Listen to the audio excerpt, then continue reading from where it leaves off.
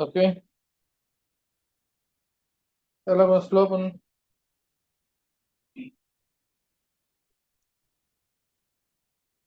ತಂದೆಯ ದೇವರಿಗೂ ಮತ್ತೆ ಅವರ ಮಗನಾದ ಕ್ರಿಸ್ತನು ಕೂಡ ಈ ಒಂದು ವೇಳೆಯಲ್ಲಿ ಕೃತಜ್ಞತೆ ಹೇಳಿಕೊಳ್ಳೋಣ. ಇವತ್ತು ನಮ್ಮ ರೆಗ್ಯುಲರ್ ಆಗಿರುವ ದೇವದರ್ಶನ ಗುಡಾರ ಪಾಠ ಇರಲ್ಲ, ಯಾಕಂದ್ರೆ ಸ್ವಲ್ಪ ಲೇಟ್ ಆಯ್ತು. ಬ್ರದರ್ ಇವ್ರು ಮಾಡ್ಬೇಕಾಗಿತ್ತು, ಬೇರೆ ಬ್ರದರ್ ರಿಚರ್ಡ್ ಬ್ರದರ್ ಅವ್ರಿಗೆ ಏನೋ ಕೆಲಸ ಇರೋದ್ರಿಂದ ನಾವು ಇವತ್ತು ಮೆಮೊರಿಯಲ್ ಪ್ರಭು ರಾತ್ರಿ ಭೋಜನ ಬಗ್ಗೆ ಮೆಡಿಟೇಷನ್, ಅದ್ರ ಬಗ್ಗೆ ಕೆಲವು ಮೆಡಿಟೇಷನ್ಸ್ಗಳು ಇವತ್ತು ಮಾಡೋಣ. ಒಂದು ಚಿಕ್ಕ ಪಾಠಗಳು, ಅನೇಕ ವಿಷಯಗಳನ್ನ ನಾವು ಇವತ್ತು ಧ್ಯಾನ ಮಾಡೋಣ. ಸಹೋದರ ಸಹೋದರಿಯರೇ, ಅದಕ್ಕೆ ಮುಂಚೆ ನಾವು ಸಹೋದರರು ಯಾರು ಇಲ್ಲ ಅಂತ ಕಾಣ್ತದೆ, ಒಂದು ಚಿಕ್ಕ ಪ್ರಾರ್ಥನೆಯನ್ನು ಮಾಡಿ ಈ ಪಾಠವನ್ನು ಶುರು ಮಾಡೋಣ. ಪ್ರಾರ್ಥನೆ ಮಾಡೋಣ. ನಮ್ಮ ಪರಲೋಕ ತಂದೆಯೇ, ಪರಿಶುದ್ಧನು ಪರಿಶುದ್ಧನು ಪರಿಶುದ್ಧನು ಎನ್ನು ಯಾವಾಗಲೂ ದೂತರುಗಳು ನಿಮ್ಮನ್ನು ಸ್ತುತಿಸುತ್ತಾ ಮಹಿಮೆ ಪಡುತ್ತಾ ಇರುವ ಯೆಹೋವ ದೇವರೇ, ನಿಮಗೆ ನಿಮ್ಮ ಕುಮಾರನಾಗಿ ಕ್ರಿಸ್ತನನ್ನು ನಮಗೆ ಕೊಟ್ಟು ಸಹೋದರ ಸಹೋದರರಾಗಿ ನಮ್ಮನ್ನು ಒಟ್ಟುಗೂಡಿಸಿ ಆತನ ರಕ್ತದಲ್ಲಿ ನಮ್ಮನ್ನ ಈ ಲೋಕದಿಂದ ಬೇರೆ ಮಾಡಿಸಿ ಕತ್ತಲಿಂದ ಅಕ್ಷರಕಾರವಾದ ಬೆಳಕಿಗೆ ನಮ್ಮನ್ನ ತಂದು ಅನೇಕ ಸತ್ಯಗಳನ್ನು ಕೊಟ್ಟು ಆ ರಾಜ್ಯದಲ್ಲಿ ನಾವು ಸೇರುವ ತನಕ ನಮಗೆ ಬೇಕಾದ ಆತ್ಮವನ್ನು ಕೊಟ್ಟು ನಮ್ಮ ಒಂದು ಕ್ರಿಸ್ತನ ಸಾರೂಪ್ಯಕ್ಕೆ ನಾವು ಮಾರಬೇಕು ಅಂತ ನಾವೆಲ್ಲ ಬೇಡ್ಕೊಂತೀರಿ. ತಂದೆ ದೇವರೇ, ಇವತ್ತು ಕೂಡ ನಾವು ಈ ಪ್ರಭು ರಾತ್ರಿ ಭೋಜನದ ಪಾಠವನ್ನು ನಾವು ಇವತ್ತು ನೋಡಲಿಕ್ಕೆ ಇದ್ದೀರಿ ದೇವರೇ. ಇದನ್ನ ಆರಂಭದಿಂದ ಅಂತ್ಯವರೆಗೆ ನಿಮ್ಮ ಪ್ರಸನ್ನತೆ ನಮ್ಮದಿಲ್ಲಿದ್ದಿ ನಡೆಸ್ಬೇಕಂತ ನಿಮ್ಮ ಕುಮಾರನು ನಮ್ಮ ಕ್ರಿಸ್ತನ ಯೇಸು ಕ್ರಿಸ್ತ ಮೂಲಕ ಈ ಪ್ರಾರ್ಥನೆ ಬೇಡಿಕೊಳ್ತೀನಿ ತಂದೆ, ಆಮೇಲೆ. ಸಹೋದರ ಸಹೋದರಿಯರೇ, ಬಂದಿದ್ರ ಸಹೋದರ ಯಾರೋ ಬಂದಿದ್ದಾರೆ? ಓಕೆ. ಸಹೋದರ ಸಹೋದರಿಯರೇ, ಇವತ್ತು ನಾವು ಯಾವ್ದನ್ನು ನೋಡ್ತೀವಿ ಅಂತ ಪ್ರಭು ರಾತ್ರಿ ಭೋಜನ. ಈ ಪ್ರಭು ರಾತ್ರಿ ಭೋಜನ ಬಗ್ಗೆ ನಾವು ಅನೇಕ ಆಂಗಲ್ಗಳು ಅಂತ ಹೇಳಿದ್ರೆ ವಿಷಯಗಳನ್ನ ನಾವು ತಿಳ್ಕೊಂಡಿದ್ದಾರೆ. ಆದ್ರೆ ಇವತ್ತು ಬಹಳ ವಿಶೇಷವಾದ ಒಂದು, ಯಾಕಂದ್ರೆ ನಾವು ಯಾವಾಗ ಈ ಪ್ರಭು ರಾತ್ರಿ ಭೋಜನವನ್ನು ನಾವು ಅದರಲ್ಲಿ ಪಾಲ್ಕೊಳ್ತೀರಿ, ಅದರಲ್ಲಿ ಮುಖ್ಯವಾಗಿ ನಾವು ಆ ದಿನ ಒಂದು ಆಚರಣೆ ಮಾಡೋದಿಕ್ಕೆ ನಾವೆಲ್ಲ ಹೋಗ್ತೀರಿ. ಅದಕ್ಕೆ ನಾವು ಸಿದ್ಧರಾಗ್ತೀವಿ ಎಲ್ಲ ಹಿಂಗೆ ಅದನ್ನ ತಗೊಳ್ಳೋದು ಅಂತ. ಆದ್ರೆ ಬಹಳ ಮುಖ್ಯವಂತ ಒಂದು ವಿಷಯ ಏನಂತ ಹೇಳಿದ್ರೆ ಸಹೋದರ ಸಹೋದರಿ, ನಮ್ಮ ಗಮನ ಎಲ್ಲ ಆ ರೊಟ್ಟಿ ಮತ್ತೆ ಆ ದ್ರಾಕ್ಷರಸ ಮೇಲವೇ ಇರ್ತದೆ ಅಲ್ವರ. ಹೋಗ್ಬೇಕು ಹೆಂಗಾದ್ರೆ ಅದನ್ನ ನಾವೇನ್ ಮಾಡ್ಬೇಕು, ಆ ದಿನದಲ್ಲಿ ಮಿಸ್ ಮಾಡಬಾರ್ದು, ಅದನ್ನ ಬಿಟ್ಬಿಡಬಾರ್ದು. ನಾವು ಅದನ್ನ ಏನ್ ಮಾಡ್ಬೇಕು ಅಂತ ಹೇಳಿದ್ರೆ, ಯಾಕಂದ್ರೆ ಅದನ್ನ ನಾವು ತಗೋಬೇಕು. ಅದನ್ನ ತಗೊಂಡ್ಬಿಟ್ರೆ, ಒಂದು ಸಾರಿ ಅದನ್ನ ನಾವು ಮಿಸ್ ಮಾಡ್ಬಿಟ್ರೆ ನಾವು ಪರಲೋಕಕ್ಕೆ ಹೋಗೋದಕ್ಕೆ ಸಾಧ್ಯವಿಲ್ಲ. ಈ ತರ ಎಲ್ಲ ನಮಗೆ ಮನಸ್ಸು ಉಂಟು, ಓಕೆ ಅಲ್ವಾ ಸಹೋದರ ಸಹೋದರಿಯರೇ? ಆ ರೊಟ್ಟಿಯ ದ್ರಾಕ್ಷರಸ ಅಂತ ಹೇಳುವಾಗ ಅದರಲ್ಲಿ ಮುಖ್ಯವಾದ ಅದರ ಹಿಂದೆ ಇರುವ ಆತ್ಮೀಯ ರೀತಿಯಲ್ಲಿ ಇರುವ ವಿಷಯಗಳನ್ನು ನಮಗೆ ತಿಳ್ಕೊಂಡಿಲ್ಲ, ಅದ್ರ ಬಗ್ಗೆ ನಮಗ್ ಗೊತ್ತಿಲ್ಲ ಅಂತ ಹೇಳಿದ್ರೆ ನಾವು ಅದರಲ್ಲಿ ಪಾಲ್ಕೊಳ್ಳೋದೇ ವೇಸ್ಟ್. ಸುಮ್ನೆ ಏನ್ ಮಾಡ್ತೀವಿ ಅಂತ ಕೇಳಿದ್ರೆ, ಸುಮ್ನೆ ಹೋಗಿ ಅದ್ರ ರೊಟ್ಟಿ ದ್ರಾಕ್ಷರಸವನ್ನು ಅದನ್ನ ನಾವು ಹಂಚ್ಕೊಂಡು ತಂದೆಯ ದೇವರಿಗೆ ಸ್ತೋತ್ರ ಮಾಡ್ಕೊಂಡು ಬರ್ತೀವಿ ಅಷ್ಟೇ. ಅದಕ್ಕೆ ಇವತ್ತು ಒಂದು ಪಾಠ. ಏನಪ್ಪ ಪಾಠ ಅಂತ ಕೇಳಿದ್ರೆ, ಯೇಸು ಕ್ರಿಸ್ತನನ್ನು ನಾವು ನೆನಪಿನ ತರೋದಿಕ್ಕೆ ಎರಡು ವಿಧವಾದ ಕಾರ್ಯಗಳು ಉಂಟು ಅಲ್ವರ. ಒಂದು ವಾಕ್ಯ ನಾವು ಓದೋಣ ನೋಡ್ರಿ, ಇಲ್ಲಿ ಬರ್ದಿದ್ದೀನಿ. 1 ಕೊರಿಂಥ್ಯ 11ನೇ ಅಧ್ಯಾಯ 24-25ನೇ ವಾಕ್ಯ ಓದೋಣ. ಫಸ್ಟ್ 24ನ ಓದ್ರಿ. ಇದು ನಿಮಗೋಸ್ಕರವಾಗಿರುವ ನನ್ನ ದೇಹ, ನನ್ನನ್ನು ನೆನೆಸಿಕೊಳ್ಳುವುದಕ್ಕೋಸ್ಕರ ಹೀಗೆ ಮಾಡಿರಿ ಅಂದನು. ಸಾಕು ನೋಡ್ರಿ, ಸಾಕು. ಮೊದಲನೇದು ಇಲ್ಲಿ ನೋಡ್ಬೇಕಾದ್ರೆ, ನನ್ನನ್ನು ನೆನೆಸಿಕೊಳ್ಳುವುದಕ್ಕೋಸ್ಕರ ಇದನ್ನ ಮಾಡಿರಿ ಅಂತ ಹೇಳ್ತಾರೆ. ನೋಡ್ರಿ, ಮೊದಲು ಇದು ನೆನೆಸಿಕೊಳ್ಳುವುದು, ಕ್ರಿಸ್ತನನ್ನು ನಾವು ಆ ಪ್ರಭುರಾತ್ರಿ ಭೋಜನೆಯಲ್ಲಿ ಹೋಗುವಾಗ ನೆನೆಸಿಕೊಳ್ಳುವುದು ಒಂದು ರೀತಿ. ಕ್ರಿಸ್ತನನ್ನ ಯಾವಾಗ ನೆನೆಸ್ಕೊತೀವಿ ಕ್ರಿಸ್ತನನ್ನ? ವೆನ್ ವಿ ರಿಮೆಂಬರ್, ಯಾವಾಗೆಲ್ಲ ಕ್ರಿಸ್ತನ ನೆನೆಸ್ಕೊಳ್ತೀವಿ ಅಂದ್ರೆ ನಮ್ಮ ಜೀವನದಲ್ಲಿ ಎಲ್ಲ ಯಾವಾಗ ನಾವು ಕ್ರಿಸ್ತನನ್ನು ನಾವು ಅಕ್ಸೆಪ್ಟ್ ಮಾಡ್ಕೊಂಡಿದ್ದೀರೋ, ಸ್ವೀಕರಿಸ್ಕೊಂಡಿದ್ದೀರೋ, ರಕ್ಷಕರಾಗಿ ನಾವು ಅವ್ರನ್ನ ನಾವು ರಕ್ಷಕನಾಗಿ ತಗೊಂಡಿದ್ದೀರೋ, ಅವತ್ತಿಂದ ನಾವು ಏನಾಗಿದ್ದೀರಿ ಅಂತಂದ್ರೆ ಕ್ರಿಸ್ತನನ್ನು ನೆನೆಸ್ಕೊಂಡೇ ಇದ್ದೀವಿ. ನಾವು ದಿನ ದಿನ ನೆನೆಸ್ಕೊಳ್ತೀವಿ. ಅದರಲ್ಲಿ ಇದು ಒಂದು. ಓಕೆ, 25ನೇ ವಾಕ್ಯ ಓದ್ರಿ ಹಂಗೆ. ಊಟವಾದ ಮೇಲೆ ಆತನು ಅದೇ ರೀತಿಯಾಗಿ ಪಾತ್ರೆಯನ್ನು ತೆಗೆದುಕೊಂಡು, ಈ ಪಾತ್ರೆಯು ನನ್ನ ರಕ್ತದಿಂದ ಸ್ಥಾಪಿತವಾಗುವ ಹೊಸ ಒಡಂಬಡಿಕೆಯನ್ನು ಸೂಚಿಸುತ್ತದೆ. ನೀವು ಇದರಲ್ಲಿ ಪಾನ ಮಾಡುವಲ್ಲೆಲ್ಲ ನನ್ನನ್ನು ನೆನೆಸಿಕೊಳ್ಳೋದಕ್ಕೋಸ್ಕರ ಪಾನ ಮಾಡ್ರಿ ಅಂದನು. 26ನೇ ವಾಕ್ಯ.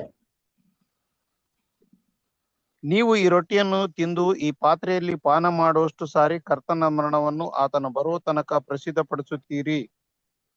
ಸಾಕು. ಈಗ ನೋಡ್ಬೇಕಾದ್ರೆ ಎರಡು ವಿಷಯದಲ್ಲಿ ತೋರಿಸ್ತಾರೆ.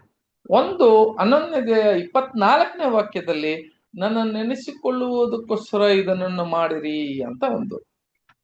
ಅದರ 26ನೇ ವಾಕ್ಯದಲ್ಲಿ ಏನ್ ಹೇಳ್ತದೆ ಅಂತ ಹೇಳಿದ್ರೆ ಕರ್ತರ ಮರಣವನ್ನು ಪ್ರಸಿದ್ಧಪಡಿಸ್ತೀರಿ ಅಂತ ಹೇಳ್ತಾರೆ.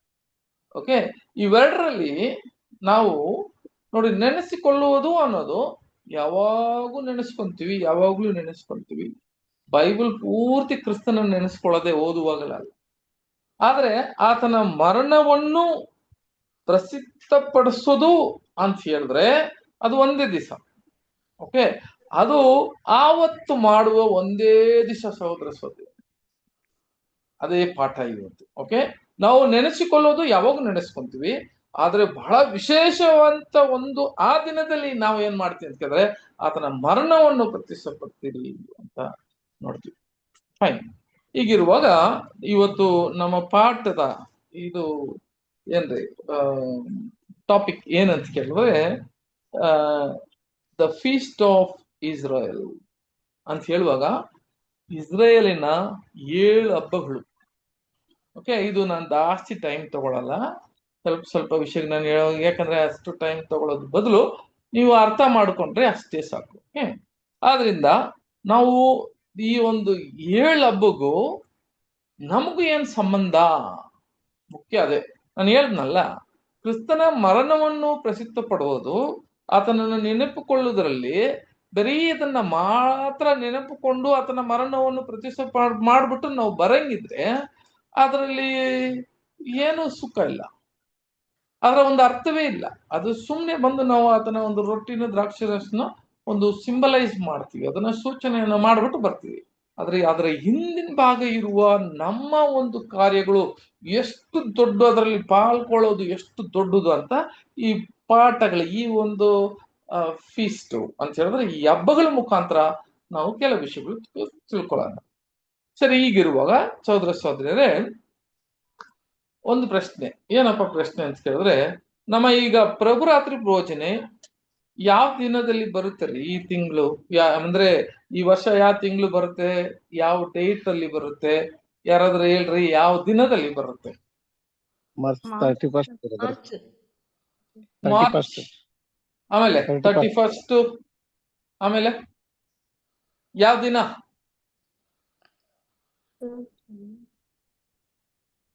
ಆ ದಿನ ಯಾವ್ದ್ರಿ? ಶುಕ್ರವಾರ. ಕರೆಕ್ಟಾ? ಮಾರ್ಚ್ 31 ಶುಕ್ರವಾರ ಬರುತ್ತಾ? Tuesday brother. ಅಂದ್ರೆ ಮಂಗಳವಾರ ಅಲ್ವಾ? ಇನ್ನ ಕನ್ಫ್ಯೂಸ್ ಆಗಿದ್ದೀರಾ?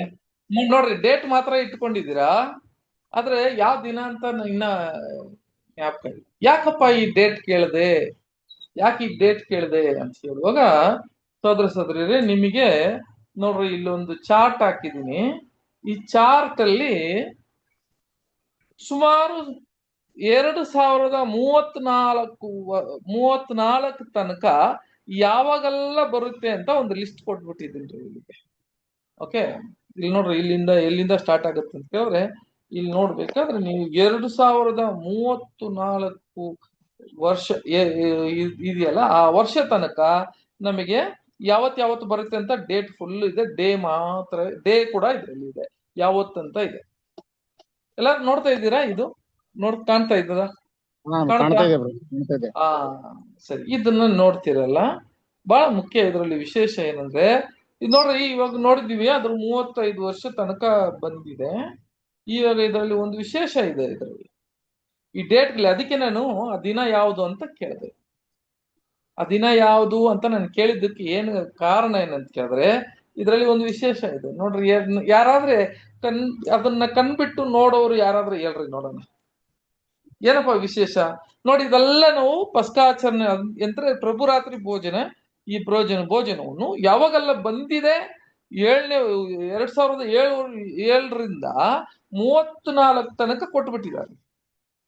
ಓಕೆ, ಬಟ್ ಇದರಲ್ಲಿ ವಿಶೇಷ ಏನು? ಯಾರಾದ್ರೂ ಹೇಳಿ ನೋಡೋಣ, ಏನ್ ಕಾಣುತ್ತೆ ಅದ್ರಲ್ಲಿ, ಏನ್ ವಿಶೇಷ? ನೋಡ್ರಿ, ಇಲ್ಲಿ 2026 2026 ಅಂತ ಹೇಳುವಾಗ ಇಲ್ಲಿಗೆ ಕೊಟ್ಟಿದ್ದಾರೆ ಮಾರ್ಚ್ 31 ಟ್ಯೂಸ್ಡೇ, ಮಂಗಳವಾರ ಅಂತ ಕ್ಲೀನ್ ಆಗಿ ಕೊಟ್ಬಿಟ್ಟಿದ್ದಾರೆ ಇಲ್ಲಿಗೆ. ಓಕೆ, ಹೌದು. ಸರಿ. ಈಗ ಇದರಲ್ಲಿ ವಿಶೇಷ ಏನಪ್ಪಾ? ಸಂಡೇ ಬಂದವ್ರಿ. ಇದೆ ಬ್ರದರ್, ಸಂಡೇ 10 ಬಂದವ್. ಸಂಡೇ 10 ಟೈಮ್ಸ್ ಬಂದಿದೆ ಬ್ರದರ್. ಸಿಸ್ಟರ್ ಹೇಳಿ. ಸಂಡೇ Sunday 10 ಟೈಮ್ಸ್ ಇದೆ ಬ್ರದರ್. 10 ಸಾರಿ ಸಂಡೇ ಬಂದೈತಿ. ಓ, 10 ಸಾರಿ ಸಂಡೇ ಬಂದಿದ್ಯಾ? ಅಷ್ಟು ಕೌಂಟ್ ಮಾಡ್ಬಿಟ್ರಾ? Very good, very good. ಆಮೇಲೆ ಸರಿ, ಸಾರಿ ನಾನು ಬಂದೈತಿ. ಸರಿ ನಾನು ಹೇಳ್ತೀನಿ, ನೀವು 3 ಸಾರಿ ಬಂದೈತಿ. ಅದಲ್ಲ ನಾನು ಹೇಳ್ತೀನಿ. ಇದೆಲ್ಲ ನೋಡ್ರಿ ಕರೆಕ್ಟ್. ಇನ್ನೊಂದು ವಿಷಯ ಏನಂತ ಕೇಳಿದ್ರೆ, ಇಲ್ಲಿ ನೋಡ್ರಿ, ಸೋಮವಾರ, ಬುಧವಾರ, ಶನಿವಾರದಲ್ಲಿ ಬಂದೇ ಇಲ್ಲ ಪ್ರಭುರಾತ್ರಿ ಭೋಜನ. ಹೌದ್ರಾ? ಇನ್ನು ಮುಂದೆ ಬರೋದು ಕೂಡ ಇಲ್ಲ. ಸೋಮವಾರ, ಶನಿವಾರ, ಬುಧವಾರ, ಸೋಮವಾರ, ಬುಧವಾರ, ಶನಿವಾರ, ಈ 3 ದಿವಸದಲ್ಲಿ ಪ್ರಭುರಾತ್ರಿ ಭೋಜನೆ ಬಂದೇ ಇಲ್ಲ, ಇನ್ನು ಮುಂದೆ ಬರೋದು ಇಲ್ಲ. ನೋಡಿದ್ರಾ ಲಿಸ್ಟ್? ನೋಡಿದ್ರಾ? ಹೌದು ಬ್ರದರ್, ಇದೆಯಾ? ನೋಡಿ ಇಲ್ಲ ಇಲ್ಲ ಬ್ರದರ್, ಎಲ್ಲಾದ್ರೆ ಸ್ಯಾಟರ್ಡೆ, ವೆಡ್ನೆಸ್ಡೇ, ಮಂಡೇ ಅಂತ ಏನಾದ್ರು ಇದೆಯಾ? ಇಲ್ಲ. ಇಲ್ಲ ಬ್ರದರ್, ಇಲ್ಲ. ಯಾಕೆ? ನೋಡಿದ್ರ, ಇದು ವಿಶೇಷ ರಹಸ್ಯ ಏನು? ಸಬ್ಬತ್ ಪ್ರತಿ ಶನಿವಾರಲ್ಲೇ ಇಸ್ರಾಯೇಲ್ ದೇಶ. Very good. Okay, very good. ಸೋಮವಾರ ಬುಧವಾರ ವಾರದ ಮೊದಲನೇ ದಿನ. ಅಲ್ಲಿ ಸಬ್ಬತ್ ದಿನ ಶನಿವಾರ ಆದ್ರೆ ಸಂಡೇ ವಾರದ ಮೊದಲನೇ ದಿನ ಆಗ್ತದೆ. ಸರಿ, ನೀವು ಸ್ವಲ್ಪ, ನೀವೆಲ್ಲ ಯಾರೆಲ್ಲ ಆನ್ಲೈನ್ ಅಲ್ಲಿ ಇದ್ದೀರೋ ಸ್ವಲ್ಪ ನೀವು ತಲೆ ಕೆಡ್ಸ್ಕೊಂಡ್ಬಿಡಿ. ಓಕೆ, ಆಮೇಲೆ ಏನ್ ಮಾಡೋಣ ಅಂತ ಹೇಳಿದ್ರೆ, ಇದರ ಒಂದು ಉತ್ತರ ಒಂದ್ ವೇಳೆ ನಾವು ಆ ಸಬ್ಜೆಕ್ಟ್ ಮುಗಿಸಂಗಿದ್ರೆ ಅರ್ಥ ಮಾಡೋದಕ್ಕೆ ಬಹಳ ಸುಲಭವಾಗಿರ್ತದೆ. ಸರಿ, ಈಗ ಸಹೋದರ ಸಹೋದರಿಯರೇ, ಇದನ್ನ ಮನಸ್ಸಲ್ಲಿ ಇಟ್ಟುಕೊಂಡು ನೋಡ್ರಿ, ಇದು ರಹಸ್ಯ. ಇದರ ಒಂದು ದೊಡ್ಡ ವಿಷಯ ಇದರ ಹಿಂದೆ ಇದೆ. ಇದರಲ್ಲಿ ಒಂದು ದೊಡ್ಡ ರಹಸ್ಯ ಇದರ ಹಿಂದೆ ಇದೆ. ಅದನ್ನ ಅರ್ಥ ಮಾಡೋದಕ್ಕೆ ಅಷ್ಟು ಸುಲಭ ಅಲ್ಲ. ಅನೇಕ ವಿಷಯಗಳನ್ನ ತಿಳ್ಕೊಂಡ ಮೇಲೆ ಇದನ್ನ ಅರ್ಥ ಆಗೋದಕ್ಕೆ ಸಾಧ್ಯ.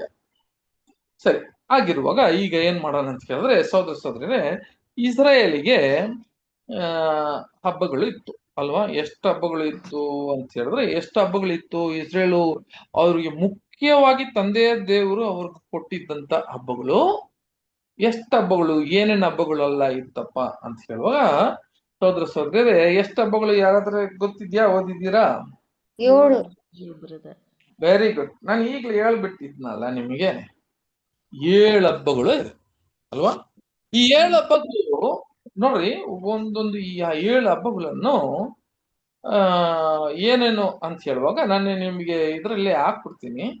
ಯಾವ್ದ್ರಲ್ಲಿ ನೋಡ್ರಿ, ಯಾಜಕ ಖಂಡದಲ್ಲಿ 23ನೇ ಅಧ್ಯಾಯ, 23ನೇ ಅಧ್ಯಾಯ. ಸಹೋದರ ಸಹೋದರರೇ, ಮೊದಲು ಯಾವ್ದು ಓದನ? 1ನೇ ವಾಕ್ಯ ಓದ್ರಿ. ಯೆಹೋವನು ಮೋಶೆಗೆ ಹೇಳಿದ್ದೇನೆಂದರೆ, ನೀನು ಇಸ್ರಾಯೇಲರಿಗೆ ಹೀಗೆ ಆಜ್ಞಾಪಿಸಬೇಕು, ಯೆಹೋವನಿಂದ ನೇಮಕವಾದ ಹಬ್ಬಗಳ ದಿನಗಳು ಇವೆ. ಈ ದಿನಗಳಲ್ಲಿ ದೇವಾರಾಧನೆಗಾಗಿ ಸಭೆ ಕೂಡಬೇಕೆಂಬುದಾಗಿ ಸಾರಬೇಕು. ನಾನು ನೇಮಿಸಿರುವ ಹಬ್ಬದ ದಿನಗಳು ಯಾವುವೆಂದರೆ 6 ದಿನದಲ್ಲಿ ನೀವು ಕೆಲಸವನ್ನು ನಡೆಸಬೇಕು. 7ನೇ ದಿನದಲ್ಲಿ ಯಾವ ಕೆಲಸವನ್ನು ಮಾಡಕೂಡದು.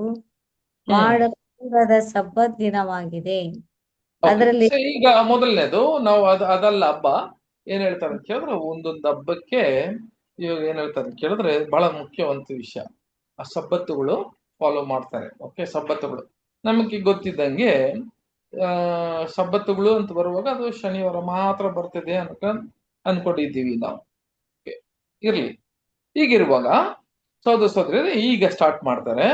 ಮೊದಲನೇ ಹಬ್ಬ ಎಲ್ಲಿ ಶುರು ಆಗ್ತದೆ ಅಂತ ಹೇಳುವಾಗ 5ನೇ ವಾಕ್ಯದಿಂದ ಓದೋಣ. 5ನೇ ವಾಕ್ಯ.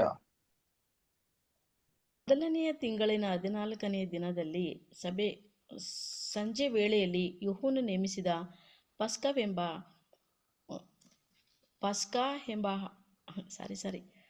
ನೇಮಿಸಿದ ಪಸ್ಕಾ ಹಬ್ಬ ಆಗಬೇಕು. ಇದೇ ಮೊದಲನೇದು ಏನಪ್ಪಾ ಅಂತ ಕೇಳಿದ್ರೆ ಇಲ್ಲಿ ಹಾಕಿದ್ದೀನಿ ನೋಡಿ. ಮೊದಲನೇದು ಏನಂತ ಕೇಳಿದ್ರೆ ಪಸ್ಕ ಹಬ್ಬವನ್ನು ಆಗಬೇಕು ಅಂತ ಹೇಳಿ ಫಸ್ಟ್ ಅದೇ. ಓಕೆ, ಮೊದಲನೇ ಹಬ್ಬ ಯಾವ್ದಪ್ಪ ಅಂತ ಕೇಳಿದ್ರೆ ಪಸ್ಕ ಹಬ್ಬ. ಆಮೇಲೆ 2ನೇದು ಹಂಗೆ ಕಂಟಿನ್ಯೂ ಮಾಡ್ರಿ. ಅದೇ ತಿಂಗಳಿನ 15ನೆಯ ದಿನದಲ್ಲಿ ಹುಳಿಯಿಲ್ಲದ ರೊಟ್ಟಿಗಳನ್ನು ತಿನ್ನಬೇಕಾದ ಜಾತ್ರೆಯನ್ನು ಯೆಹೋವನಿಗೋಸ್ಕರ ಆಚರಿಸಬೇಕು. ಸರಿ, ಇಲ್ಲಿಗೆ 2ನೇದು ಇದೆಲ್ಲ ನೀವು ಫಾಲೋ ಮಾಡ್ಕೊಳ್ರಿ. ಯಾಕೆ ಆರ್ಡರ್ ಅಲ್ಲಿ ಇದೆ ಅಂತ ಕೇಳುವಾಗ, ಈ ಆರ್ಡರ್ಗಳು ತಂದೆ ದೇವರು ಈ ಆರ್ಡರ್ ಕೊಟ್ಟಿದ್ದಾರೆ. ಪಸ್ಕ, ಹುಳಿ ಇಲ್ಲದ ರೊಟ್ಟಿ, ಇದು ಒಂದು ಆರ್ಡರ್ ಕೊಡೋದಿಕ್ಕೆ ಬಹಳ ರಹಸ್ಯ, ಅದರಲ್ಲಿ ಕೂಡ ಒಂದು ರಹಸ್ಯ ಇದೆ ಅಲ್ವಾ. 2ನೇದು ಯಾವ್ದಪ್ಪ ಅಂತ ಕೇಳಿದ್ರೆ ಹುಳಿ ಇಲ್ಲದ ರೊಟ್ಟಿಯ ಹಬ್ಬ ಅಂತ ಹೇಳ್ತಾರೆ ನೋಡಿ. ಮೊದಲನೇದು ಪಸ್ಕ, 2ನೇದು ಯಾವ್ದು ಅಂತ ಹೇಳಿದ್ರೆ ಹುಳಿ ಇಲ್ಲದ ರೊಟ್ಟಿಯ ಹಬ್ಬ ಅಂತ ಹೇಳ್ತಾರೆ. ಈಗ 3ನೇದು ಹಬ್ಬ ಯಾವ್ದಪ್ಪ ಅಂತ ಕೇಳಿದ್ರೆ ಸಹೋದರ ಸಹೋದರಿಯರೇ, 3ನೇ ಹಬ್ಬಕ್ಕೆ ನಾವು ಹೋಗೋಣ. ಅದು 21ನೇ ವಾಕ್ಯ ಓದ್ರಿ.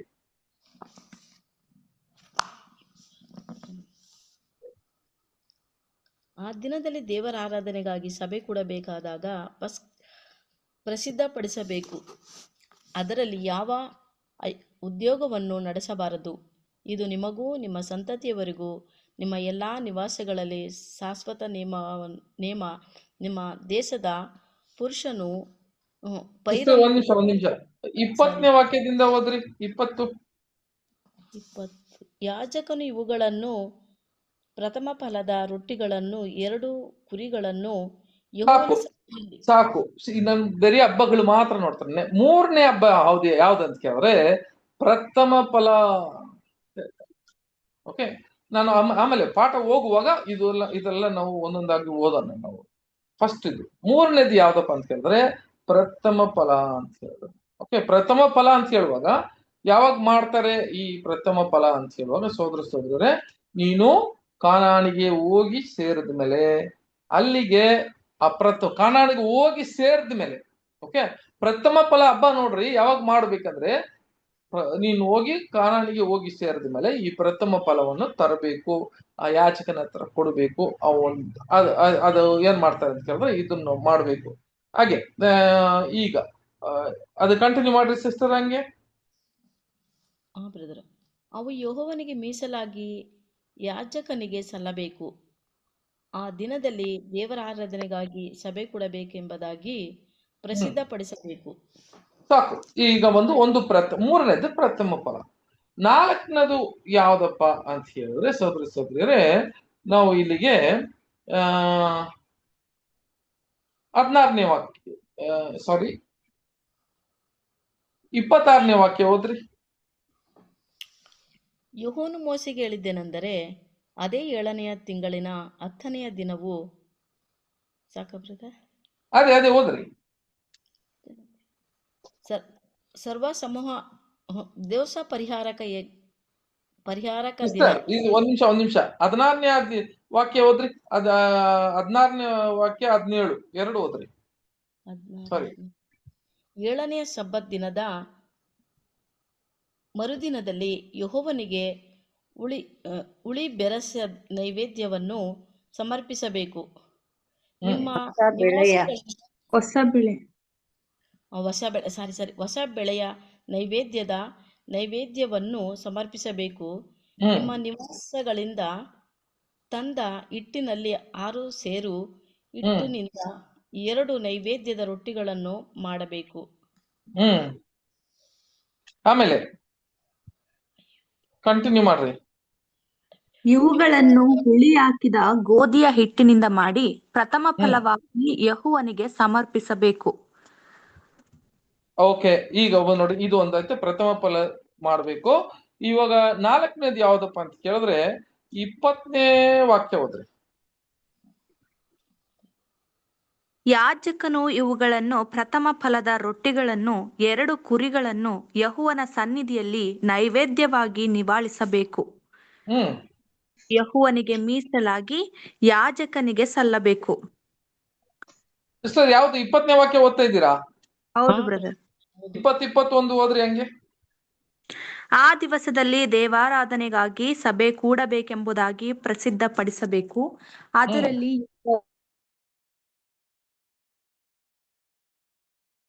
ನಿಮ್ಮ ಎಲ್ಲಾ ನಿವಾಸಗಳಲ್ಲಿ ಶಾಶ್ವತ ನಿಯಮ. ಆಮೇಲೆ ನಿಮ್ಮ ದೇಶದ ಪೈರನ್ನು ಕೊಯ್ಯುವಾಗ ಹೊಲಗಳ ಮೂಲೆಗಳಲ್ಲಿರುವುದನ್ನೆಲ್ಲ ಕೊಯ್ಯಬಾರದು. ಮತ್ತು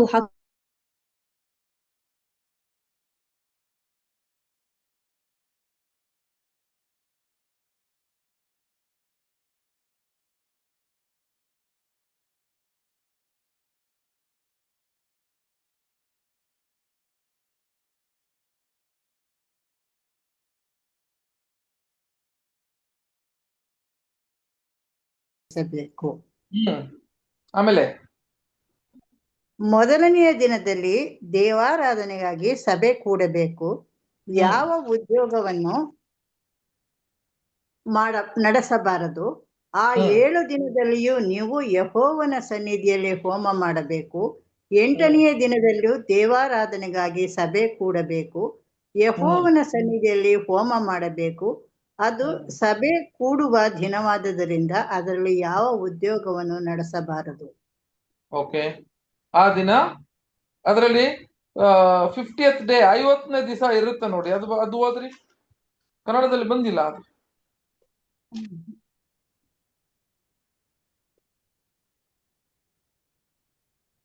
ಓದಿ ಸಿಸ್ಟರ್, ಅದು 1 ನಿಮಿಷ. 7 ವಚನ ಬ್ರದರ್. ಸಿಸ್ಟರ್, ಅಲ್ಲಿಗೆ ಇಲ್ಲಿ ಇಂಗ್ಲಿಷ್ ಅಲ್ಲಿ ಇದೆ, ಕನ್ನಡದಲ್ಲಿ ಅಲ್ಲಿ ಎಲ್ಲಿ ಬರುತ್ತೆ? ಯಾವ ವಾಕ್ಯ ಮೇಲೆ ಕೆಳಗಡೆ ಇದೆಯಾ ಗೊತ್ತಿಲ್ಲ. ಪರ್ಣಶಾಲೆಗಳ ಹಬ್ಬನ 50th ಡೇ ಅಂತ ಬರುತ್ತೆ ನೋಡ್ರಿ.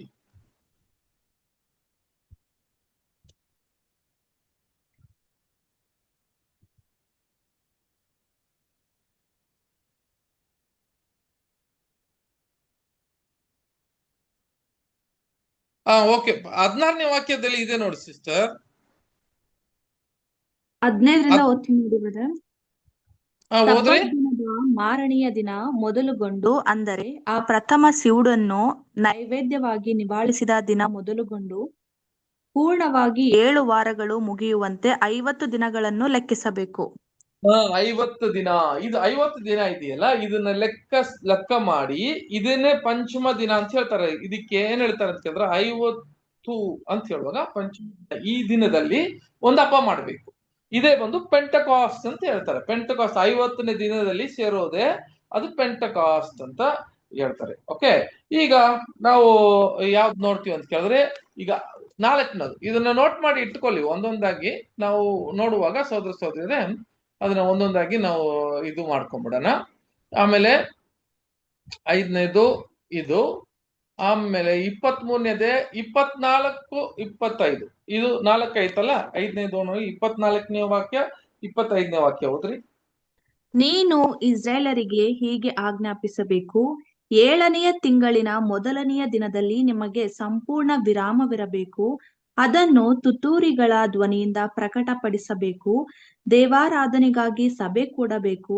ಆ ದಿನದಲ್ಲಿ ಯಾವ ಉದ್ಯೋಗವನ್ನು ನಡೆಸಬಾರದು. ಯೆಹೋವನಿಗೆ ಹೋಮವನ್ನು ಮಾಡಬೇಕು. ಸಾಕು.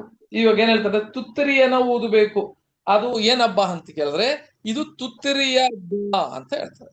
ಇದು 5ನೇ ಹಬ್ಬ ಬಂದು ತುತ್ತೂರಿ ಊದುವ ಒಂದು ಹಬ್ಬ. ಓಕೆ, ಜ್ಞಾಪಕ ಇಟ್ಕೊಳ್ರಿ. ಐದನೇ ಒಂದ್ ಹಬ್ಬ.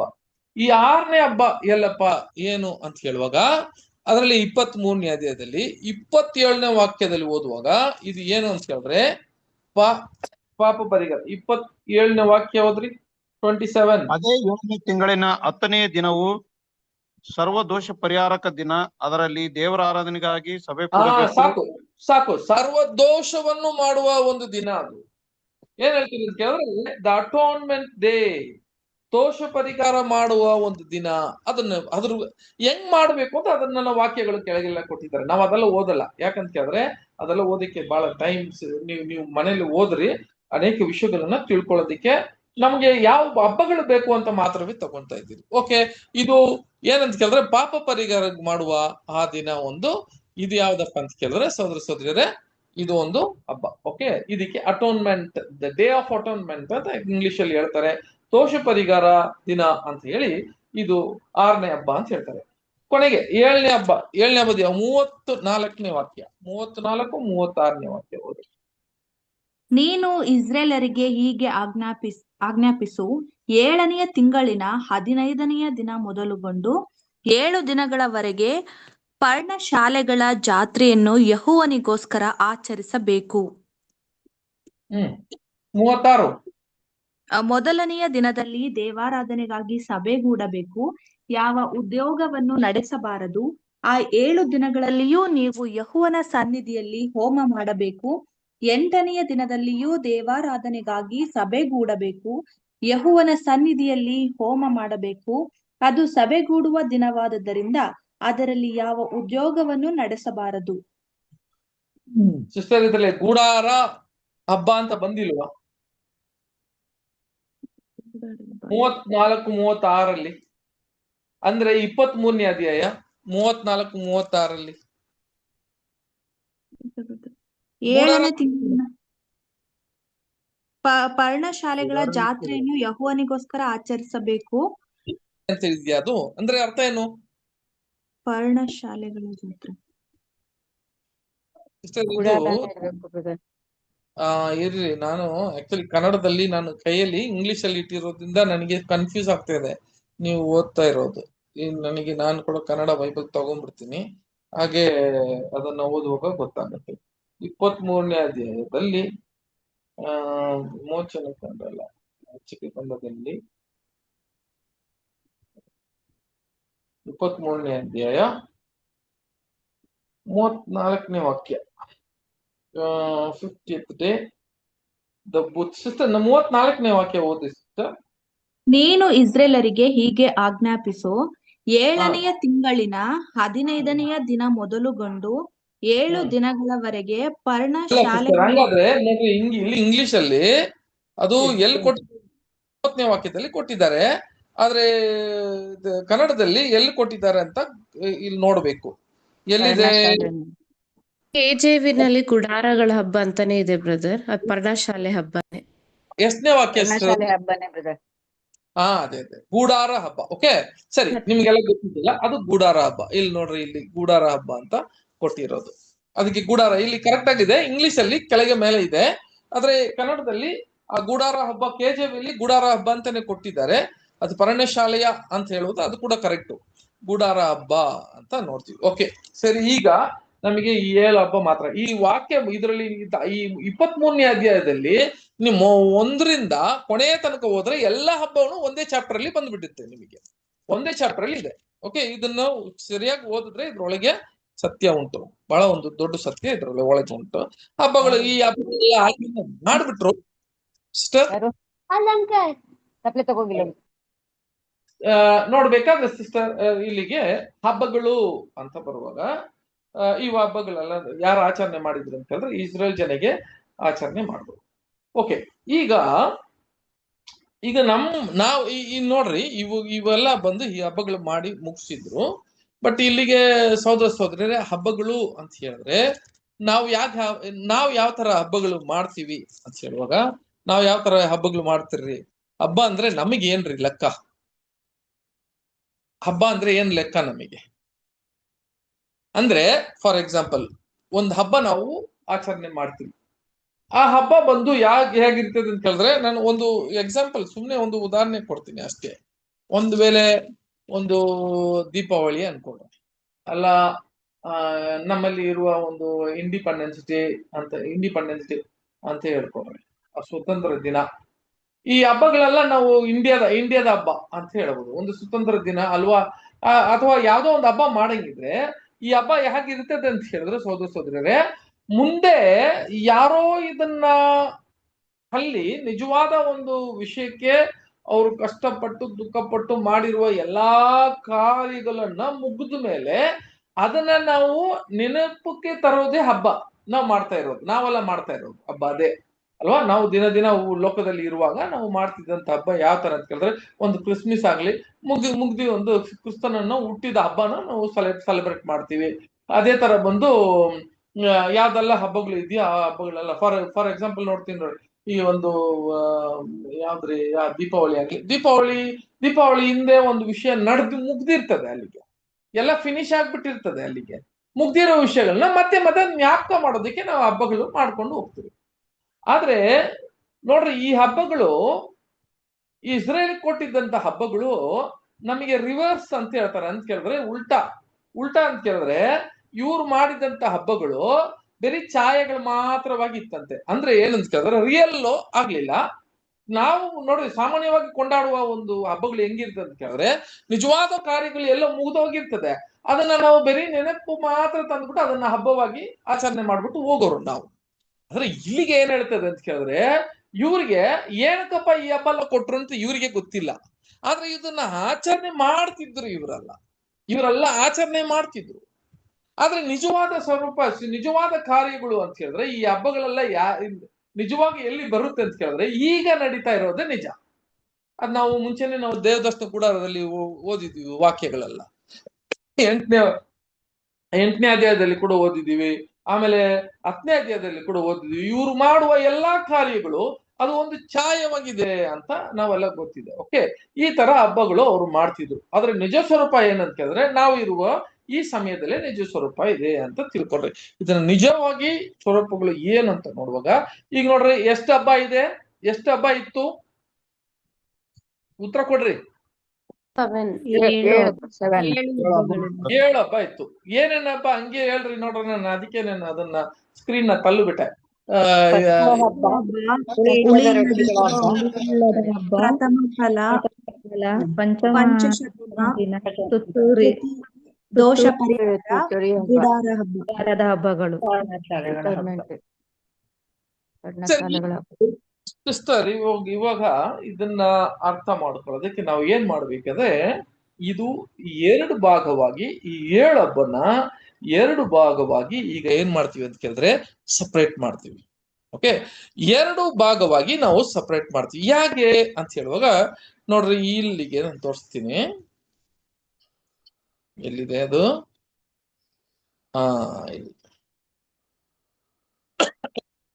ಇಲ್ಲಿಗೆ 3 ಹಬ್ಬ, ಇಲ್ಲಿ 3 ಹಬ್ಬ ಇದೆಯಲ್ಲ, ಇಲ್ಲಿಗೆ ಮುಖ್ಯವಾಗಿ ಇದನ್ನ ಗಮನ ಕೊಟ್ಟು ನೋಡ್ರಿ, ಯಾವಾಗ ನಿಮ್ಗೆ ಅರ್ಥ ಆಗೋದು ಏನಂತ. ಓಕೆ, ಇಲ್ಲಿಗೆ ಇಂಗ್ಲಿಷ್ ಅಲ್ಲಿ ಹಾಕಿದ್ದೀನಿ, ಆಮೇಲೆ ಕನ್ನಡದಲ್ಲಿ ತೋರಿಸ್ತೀನಿ ನೋಡ್ರಿ. ಮೊದಲು ನಡೆದಿದಂತ 4 ಹಬ್ಬ ಇದೆ. ಈ 4 ಹಬ್ಬ ಬಂದು ಸಹೋದರ ಸಹೋದರಿಯರೇ, ಯಾವ ಕಾಲದಲ್ಲಿ ಇದ್ದಿದ್ದಂತ ಹಬ್ಬ ಈ 4 ಹಬ್ಬ ಅಂತ ಹೇಳಿದ್ರೆ, ಇದು ಚಿಗುರು ಬಿಡುವ ಕಾಲದಲ್ಲಿ ನಡೆಯುವ ಹಬ್ಬಗಳು. ಚಿಗುರು ಅಂತ ಹೇಳಿದ್ರೆ ಏನ್ರಿ?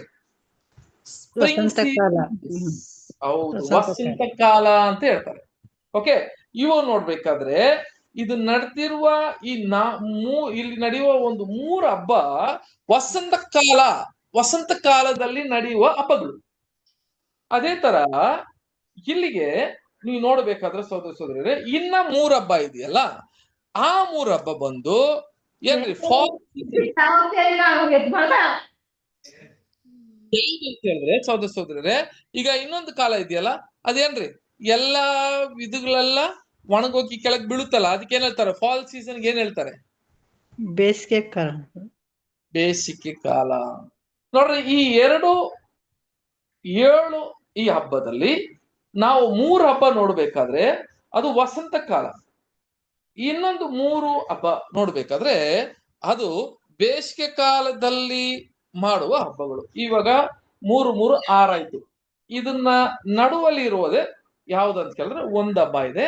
ಹಬ್ಬ ಯಾವ್ದಪ್ಪ ಅಂತ ಕೇಳಿದ್ರೆ ಅದು ಪಂಚಮ ಕಾಲ ಅಂತ ಹೇಳುವಾಗ ಸೋದರ ಸೋದರರೇ ಅದು ಪಂಚಮ ಅಂತ ಹೇಳುವಾಗ 50th ಡೇ ಪೆಂಟಕಾಸ್ಟ್. ಓಕೆ, ಇದನ್ನ ಫಸ್ಟ್ ಇದನ್ನ ಅರ್ಥ ಮಾಡ್ಕೊಳ್ಳಿ. 2 ಡಿವೈಡ್ ಮಾಡಿ ತೋರಿಸಿದ್ದಾರೆ. ಯಾಕಪ್ಪ ಇದು 2 ಡಿವೈಡ್ ಮಾಡಿದ್ದಾರೆ, 2 ಭಾಗವಾಗಿ ತೋರಿಸಿದ್ದಾರೆ ಅಂತ ಹೇಳುವಾಗ ಸೋದರ ಸೋದರಿಯರೇ ನೋಡ್ರಿ, ಒಂದು ವಾಕ್ಯ ಓದನ. ಕೊಲೊಸ್ಸೆ 2ನೇ ಅಧ್ಯಾಯ 16-17 ವಾಕ್ಯ. ಕೊಲೊಸ್ಸೆಯರಿಗೆ 2ನೇ ಅಧ್ಯಾಯ 16-17. ಹೀಗಿರುವುದರಿಂದ ತಿಂದು ಕುಡಿಯುವ ವಿಷಯದಲ್ಲಿಯೂ ಹಬ್ಬ, ಅಮಾವಾಸ್ಯ, ಸಬ್ಬತ್ತು ಎಂಬುವುಗಳ ವಿಷಯದಲ್ಲಿಯೂ ನಿಮ್ಮನ್ನು ದೋಷಿಗಳೆಂದು ಯಾರು ಎಣಿಸಬಾರದು. ಇವು ಮುಂದೆ ಬರಬೇಕಾಗಿದ್ದ ಕಾರ್ಯಗಳ ಛಾಯೆಯಾಗಿವೆ. ಇವುಗಳ ನಿಜ ಸ್ವರೂಪವು ಕ್ರಿಸ್ತನೇ. ಕ್ಲಿಯರ್ ಆಗಿ ಈ ಹಬ್ಬಗಳು, ಅಮಾವಾಸ್ಯೆಗಳು, ಇವಾಗೆಲ್ಲ ನಡೆದಿರುವ ಎಲ್ಲಾ ಕಾರ್ಯಗಳು ಏನಂತ ಹೇಳಿದ್ರೆ ಅದು ನಿಜ ಸ್ವರೂಪವಾಗಿರುವ ಅದು ಕ್ರಿಸ್ತನ ಬಗ್ಗೆ ಹೇಳ್ತದೆ. ಕ್ರಿಸ್ತನು ಅಂತ ಹೇಳುವಾಗ ಆತನ ಸಭೆ ಮತ್ತೆ ಕ್ರಿಸ್ತನ ಬಗ್ಗೆ ಹೇಳುವ ವಿಷಯಗಳು. ಯಾರು ನಿನ್ನ ಇದ್ರಲ್ಲಿ ನಾವು ವಂಚಿಸಬಾರದು, ಇವನ್ನ ಹಿಂಗೆ ಮಾಡ್ಬೇಕು ಹಂಗೆ ಮಾಡ್ಬೇಕು ವಂಚಿಸ್ಬೇಡ್ರಿ. ಯಾಕಂತ ಕೇಳಿದ್ರೆ ಇವೆಲ್ಲ ಮುಂದೆ ಬರುವ ಕಾರ್ಯಗಳು ಅಂತ ಹೇಳ್ಬಿಟ್ರು ಆಗ್ಲೇ. ಹಾಗಿರುವಾಗ ಸಹೋದರ ಸಹೋದರಿಯರೇ ನಾವು ಹೇಳ್ದಂಗೆ ಮುಂದೆ ಬರುವ ಕಾರ್ಯಗಳು ಇವಾಗ ನಾವು ಎರಡಾಗಿ ಅದನ್ನ ನೋಡುವಾಗ ಇಸ್ರಾಯೇಲ್ಗೆ ನಾನು ಹೇಳ್ದಂಗೆ 2 ಕಾಲಗಳು ಬಹಳ ಮುಖ್ಯವಂತ ಕಾಲಗಳು. ಒಂದು ವಸಂತ ಕಾಲ, ಇನ್ನೊಂದು ಬೇಸಿಗೆ ಕಾಲ ಅಂತ ಹೇಳ್ತಾರೆ. ಬೇಸಿಗೆ ಕಾಲ ಅಂದ್ರೆ ಆ ಎಲೆಗಳೆಲ್ಲ ಕೆಳಗೆ ಬೀಳುವ ಒಂದು ಕಾಲ. 2 ಕಾಲ ಇದೆ. ಇಸ್ರಾಯೇಲ್ಗೆ ನೋಡ್ಬೇಕಾದ್ರೆ ಸಹೋದರ ಸಹೋದರಿಯರೇ ಇವರು 2 ಏನಂತೆ ನ್ಯೂ ಇಯರ್ ಎರಡು ನ್ಯೂ ಇಯರ್ ಇತ್ತು ರೀ. ನಮಗೆಲ್ಲ ನೋಡಿ, ಇದು ಇಸ್ರೇಲ್ ಕ್ಯಾಲೆಂಡರ್ ರೀ. ಇಸ್ರೇಲ್ ಕ್ಯಾಲೆಂಡರ್ ಅಲ್ಲಿ ಮೊದಲನೇ ತಿಂಗಳು ಯಾರಾದ್ರೂ ಹೇಳಿ, ಮೊದಲನೇ ತಿಂಗಳು ಯಾವ್ದ್ರಿ ಇಸ್ರೇಲ್ ಅಲ್ಲಿ? ಏಪ್ರಿಲ್. ಚೈತ್ರ ಮಾಸ ಬ್ರದರ್. ನಿಶಾನ್. ಚೈತ್ರ ಮಾಸ. ಅದನ್ನೇ ಚೈತ್ರ ಮಾಸ ಅನ್ನೋದು brother. ನಿಶಾನ್ ಅಥವಾ ಹಬೀಬ್. ಅದೇ ಮೊದಲನೇ ವರ್ಷ ಮೊದಲನೇ ದಿನ ಅಂತ ಹೇಳುವಾಗ ಸಹೋದರ ಸಹೋದರಿಯರೇ ಇಸ್ರೇಲ್ಗೆ ತಂದೆಯ ದೇವರು ಕೊಟ್ಟಿದ್ದಂತ ಕ್ಯಾಲೆಂಡರ್ ಇದು ಮುಖ್ಯ. ತಂದೆಯ ದೇವರು ಕೊಟ್ಟಿದ್ದಂತ ಕ್ಯಾಲೆಂಡರ್ ಇದು, ಬೇರೆ ಯಾರಲ್ಲ. ಇದು ಇಸ್ರೇಲನ್ನ ಹೊರಗಡೆ ಕರ್ಕೊಂಡು ಬರುವಾಗ್ಲೇ ಹೇಳ್ಬಿಟ್ರು. ಆತನ ಆ ಒಂದು ಪಸ್ಕ ದಿನ ಮಾಡುವಾಗ್ಲೇ ಹೇಳಿದ್ರು, ಇದು ನಿನ್ನ ಮೊದಲನೇ ದಿನ, ನೀ ಕ್ಯಾಲೆಂಡರ್ ನೋಟ್ ಮಾಡ್ಕೊಂಡು ನಾನ್ ಕೊಡುವ ಕ್ಯಾಲೆಂಡರ್ ಅಂತ ತಂದೆಯ ದೇವರು ಕೊಟ್ಬಿಟ್ರು. ಆದ್ರೆ ಈ ಕ್ಯಾಲೆಂಡರ್ ನೋಡ್ತೀವಲ್ಲ, ಇದ್ರಲ್ಲಿ ನೋಡ್ರಿ ಮೊದಲು ನಡೆದಂತ ಮೊದಲನೇ 3 ಇರುವ ಹಬ್ಬಗಳು ನಿಶಾನ್ ತಿಂಗಳಲ್ಲಿ ನಡೀತದೆ. ನಿಶಾನ್ ಅಂತ ಹೇಳಿದ್ರೆ ಹಬೀಬ್ ತಿಂಗಳಲ್ಲಿ ನಡೀತದೆ ಅಲ್ವಾ? ನಾವು ನೋಡ್ತೀವಿ ಪಸ್ಕ ಅಲ್ಲ, ಅದ್ರ ಕಾಲದ ಇದು 3 ಹಬ್ಬ. ಇನ್ನೊಂದು ಹಬ್ಬ ಅಂತ ಹೇಳಿದ್ರಾಗ ಅದು ಪಂಚಸ್ಮ ಅಂತ ಹೇಳ್ತೀವಲ್ಲ, ಪೆಂಟಕಾಸ್ಟ್, ಅದು ಎಲ್ಲಿ ನಡೀತದೆ ಅಂತ ಕೇಳಿದ್ರೆ ಶಿವಾನ್ ಅಂತ ಹೇಳುವ 3ನೇ ತಿಂಗಳಲ್ಲಿ ನಡೆಯುವ ಒಂದು ಹಬ್ಬ ರೀ. 3ನೇ ತಿಂಗಳಲ್ಲಿ ನಡೆಯುವ ಶಿವಾನಲ್ಲಿ ನಡೆಯುವ ಒಂದು ಹಬ್ಬ. ಮತ್ತೆ ಇನ್ನೊಂದು ಅಂತ ಕೇಳಿದ್ರೆ ತಿಶ್ರಿಯಲ್ಲಿ ನಡೆಯುವ ಹಬ್ಬ 7ನೇ ತಿಂಗಳಲ್ಲಿ ಇನ್ನ 3 ಹಬ್ಬ ಅಲ್ಲಿ ನಡೀತದೆ ಅಷ್ಟೇ. ಓಕೆ, ಇದನ್ನ ನಿಮ್ಗೆ ಸಿಂಪಲ್ ಆಗಿ ಅರ್ಥ ಮಾಡ್ಕೊಳ್ಳೋದು ನಾನು ಹೇಳ್ತಾ ಇದ್ದೀನಿ. ಈ 7 ಹಬ್ಬದಲ್ಲಿ 3 ಹಬ್ಬ ನಿಶಾನ್ ತಿಂಗಳಲ್ಲಿ, ಮೊದಲನೇ ತಿಂಗಳಲ್ಲಿ ನಿಶಾನಲ್ಲಿ ನಡೆಯೋದು. ಒಂದು ಹಬ್ಬ ಶಿವಾನಲ್ಲಿ ನಡೀತದೆ. ಶಿವಾನ್ ಅಂತ ಹೇಳುವಾಗ ಅಲ್ವಾ, ಅದು ಪಂಚಸಮ ಅಂತ ಹೇಳ್ತೀವಲ್ಲ, ಅದು ಪೆಂಟಕಾಸ್ಟ್, ಅದು ಬಂದು 3ನೇ ತಿಂಗಳು. ಇನ್ನೊಂದು 7ನೇ ತಿಂಗಳಲ್ಲಿ ಸಹೋದರ ಸಹೋದರರೇ ಇಲ್ಲಿ ತಿಸ್ರಿ, ಅದರಲ್ಲಿ ನಡೆಯುವ ಹಬ್ಬ 3 ಹಬ್ಬ ಇದೆ ಅಂತ ನೋಡಿ. ಹಂಗಾದ್ರೆ ಇಸ್ರೇಲ್ಗೆ 2 ನ್ಯೂ ಇಯರ್ ಇದೆ. ಇಸ್ರೇಲ್ ಮಕ್ಕಳಿಗೆ 2 ನ್ಯೂ ಇಯರ್ ಕೊಂಡಾಡ್ತಾರೆ ನೋಡ್ರಿ ಸಹೋದರ ಸಹೋದರಿಯರೇ. ನಮಗೆಲ್ಲ ಕೂಡ 2 ನ್ಯೂ ಇಯರ್ ಇದೆಯಾ? ನಮಗೆ 1 ನ್ಯೂ ಇಯರ್ ಇದೆಯಾ? ನಮ್ ಒಂದೇ ಅದ ಬ್ರದರ್. ಒಂದೇ ಇದೆಯಾ? ಹೌದು ನೋಡ್ರಿ, ಒಂದೇ ನಾವೆಲ್ಲ ನಮ್ಗೆಲ್ಲ ಒಂದೇ ನ್ಯೂ ಇಯರ್ ಇದೆ. ಅದು ಯಾವಾಗಪ್ಪ ಅಂತ ಹೇಳಿದ್ರೆ ಅದು ಡಿಸೆಂಬರ್ ಅಂತ ಹೇಳ್ತಾ ಇದೀವಲ್ಲ, ಕರೆಕ್ಟ್. ಆದ್ರೆ ಮಾರ್ಚ್ 31ನೇ ತಾರೀಕು ಬಂದ ತಕ್ಷಣ ಏನ್ ಹೇಳ್ತಾರೆ ಅಂತ ಕೇಳಿದ್ರೆ ಇಯರ್ ಎಂಡ್ ಅಂತ ಹೇಳ್ತಾರ. ಹೌದು, ಫೈನಾನ್ಷಿಯಲ್ ಇಯರ್ ಎಂಡ್, ಇದು ಇಯರ್ ಎಂಡ್ ಅಂತ ಬರ್ತಾರೆ. ಯಾಕಂತ ಕೇಳಿದ್ರೆ ಮತ್ತೆ ಏಪ್ರಿಲ್ ಇಂದ ಹೊಸ ವರ್ಷ ಅಂತ ಹೇಳ್ತಾರೆ. ಇಯರ್ ಎಂಡ್ ಅಂತ ಹೇಳಿದ್ರೆ ಸೋದರ ಇದು ಬಹಳ ಇಲ್ಲಿ ನೋಡಿ, ಇದು ತಂದೆ ದೇವ್ರು ಕೊಟ್ಟಿದ್ದಂತ ಕ್ಯಾಲೆಂಡರ್ ಅವತ್ತಿಂದ ಇನ್ನ ತನಕ ಫಾಲೋ ಮಾಡ್ತಾ ಈ ಲೋಕದಲ್ಲೇ ಫಾಲೋ ಮಾಡ್ಕೊಂಡು ಬರ್ತಾ ಇದ್ದಾರೆ ಈ 2 ನ್ಯೂ ಇಯರ್ ಗಳನ್ನು. ಮೊದಲನೇ ನ್ಯೂ ಇಯರ್ ನೋಡ್ಬೇಕಾದ್ರೆ ಸೋದರಿಯರೇ, ಅಲ್ಲಿಗೆ ನೋಡ್ರಿ, ಈಗ ಆ ಒಂದು ನಿಶಾನ್ ತಿಂಗಳಲ್ಲಿ ನಾನು ಹೇಳ್ದಂಗೆ ಅದು ವಸಂತ ಕಾಲ, ಅಲ್ಲಿ ಬಿತ್ತೋದು, ಅಲ್ಲಿ ಬಿತ್ತಾರೆ. 7ನೇ ತಿಂಗಳಲ್ಲಿ ಅದನ್ನ ಕೊಯ್ತಾರೆ. ಕೊಯ್ದ್ಬಿಟ್ಟು ಅದನ್ನ ಏನ್ ಮಾಡ್ತಾರೆ ಅಂತ ಕೇಳಿದ್ರೆ ಲೆಕ್ಕ ಕೊಡ್ತಾರೆ. ಯಾರಿಗೆ ಅಂತ ಕೇಳಿದ್ರೆ 12 ಕೋತ್ರಗಳಿತ್ತು. 12 ಕೋತ್ರದಲ್ಲಿ 1 ಕೋತ್ರ ಮಾತ್ರ ಏನ್ ಮಾಡಲ್ಲ ಅಂದ್ರೆ ಕೆಲಸ ಮಾಡಕ್ಕಿಲ್ಲ. ಅವ್ರು ಯಾರು ಅಂತ ಕೇಳಿದ್ರೆ ನಮ್ಗೆಲ್ಲ ಗೊತ್ತಿದೆ, ಲೇವಿ. ಅವ್ರು ಕೆಲಸ ಮಾಡ್ತಾರೆ. ಹೌದು. ಬೇರೆಯವರೆಲ್ಲ ಏನ್ ಮಾಡ್ಬೇಕಂದ್ರೆ ಅವರಲ್ಲಿ ಎಲ್ಲ ಅದರಲ್ಲಿ ದಶಮಭಾಗ ಅಂತ ಹೇಳ್ತಾರ, ಏನ್ ಹೇಳ್ತಾರೆ, ದಶಮ ಭಾಗ ಬ್ರದರ್. ದಶಮಭಾಗ ಏನ್ ಮಾಡ್ಬೇಕು, 1/10. ದಶಮಭಾಗ ಕೊಡ್ಬೇಕಂತೆ. ಕನ್ನಡದಲ್ಲಿ ಏನ್ ಹೇಳ್ತಾರೆ ದಶಮಭಾಗದಿಗೆ? ಕನ್ನಡದಲ್ಲೇ ದಶಮ ಭಾಗ. ದಶಮಭಾಗ. ಹಾ, ದಶಮಭಾಗ ಅಂತ ಹೇಳ್ತಾರೆ. ದಶಮಭಾಗ ಅಂದ್ರೆ ಏನಂತ? 1/10. ಒಂದು ಭಾಗ. ಹಾ, ದಶಮಭಾಗ ಅಂದ್ರೆ ಏನರ್ಥ ಗೊತ್ತಾ? ನಮ್ಗೆಲ್ಲ ಹಂಗೆ ಸಂಸ್ಕೃತದಲ್ಲೇ ಇದು ಮಾಡಿದ ದಸ್ಮೆ ಏಕ್ ಭಾಗ್, ದಸ್ಮೆ ಭಾಗ್ ಅಂತ ಅರ್ಥ. ನೋಡ್ರಿ, ದಸ್ಮೆ ಭಾಗ್ ಅನ್ನುವಾಗ ದಸ್ಮೆ ಏಕ್ ಭಾಗ್, ದಸ್ಮೆ ಭಾಗ್ ಅಂತ ಹೇಳ್ತಾರೆ. ಈಗ ಇದನ್ನ 7ನೇ ತಿಂಗಳಿಗೆ ಏನ್ ಮಾಡ್ತಾರೆ ಅಂತ ಕೇಳಿದ್ರೆ ಇದೆಲ್ಲ ಲೆಕ್ಕ ಮಾಡಿ ಯಾರಿಗೆ ಕೊಡ್ತಾರೆ ಅಂತ ಕೇಳಿದ್ರೆ ಈ ಲೇವಿಗೆ ಕೊಡ್ತಾ ಇದ್ರು. ಅದೇ ಇಯರ್ ಎಂಡ್ ಅವರಿಗೆ. ಮತ್ತೆ ಅಲ್ಲಿಂದ ಹೊಸ ವರ್ಷ ಸ್ಟಾರ್ಟ್ ಆಗುತ್ತೆ. ಇವಾಗ ಅವ್ರಿಗೆ 2 ನ್ಯೂ ಇಯರ್ ಇತ್ತು ಮುಂಚೆ. ಫೈನ್. ಇವಾಗ ನೀವು ಏನ್ ಮಾಡ್ಬೇಕಂದ್ರೆ ಏನಪ್ಪಾ ಇದ್ರಲ್ಲಿ ಸತ್ಯ ಏನಿದೆ ಅಂತ ಕೇಳಿದ್ರೆ ನೋಡ್ರಿ, ಈ 3 ಹಬ್ಬ ಯಾವಾಗ ಆಗುತ್ತೆ ಅಂತ ಕೇಳಿದ್ರೆ ಕ್ರಿಸ್ತನನ್ನ ಮೊದಲನೇ ಬರುವಣಿಕೆಯಲ್ಲಿ ಇದು ಸ್ಟಾರ್ಟ್ ಆಗುತ್ತೆ. ಕ್ರಿಸ್ತನ ಬರುವಣಿಕೆಯಲ್ಲಿ 3 ಹಬ್ಬ ಇಲ್ಲಿಗೆ ಬರ್ತದೆ ಅಂತ ಕೇಳಿದ್ರೆ ಏನು ನೋಡ್ರಿ, ಯೇಸು ಕ್ರಿಸ್ತನ ಇಲ್ಲಿ ಬಂದ್ರು. ಮೊದಲು ನಾನು ಹೇಳ್ದನಲ್ಲ, ಅವೆಲ್ಲ ಏನ್ರಿ ನಾವು ಓದಿದ್ದಂತ ಕೊಲೆಸೆಯಲ್ಲಿ ಓದಿದೀವಲ್ಲ, ಈ ಒಂದು ಪಸ್ಕ ಆಗ್ಲಿ, ಅದ್ ನಡೆಯುವ ಎಲ್ಲಾ ಹಬ್ಬಗಳಾಗ್ಲಿ, ಅದೆಲ್ಲ ಬರುವ ಕಾರ್ಯಗಳಿಗೆ ಛಾಯವಾಗಿದೆ. ಅದರ ನಿಜ ಸ್ವರೂಪ ಯಾರು ಅಂತ ಕೇಳಿದ್ರೆ ಅದು ಕ್ರಿಸ್ತನೇ ಅಂತ ಮುಂಚೆನೆ ಹೇಳ್ಬಿಟ್ರು. ಇವಾಗ ಆ 3 ಹಬ್ಬ ಮೊದಲು ನೋಡ್ರಿ, ಅವರು ಹಬ್ಬನ ಆಚರಣೆ ಮಾಡ್ಬಿಟ್ಟಿದ್ರು.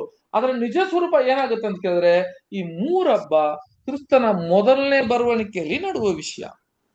ಯೇಸು ಕ್ರಿಸ್ತು ಬಂದು ಮೊದಲನೇದು ಹಬ್ಬ ಏನಾಯ್ತು ಅಂತ ಕೇಳಿದ್ರೆ ಯೇಸು ಕ್ರಿಸ್ತನ ಪಸ್ಕವಾಗಿ ತನ್ನನ್ನು ಆತನು ಪಸ್ಕವಾಗಿ ಕೊಟ್ನು ಅಂತ ನೋಡ್ತೀವಿ ಅಲ್ವಾ.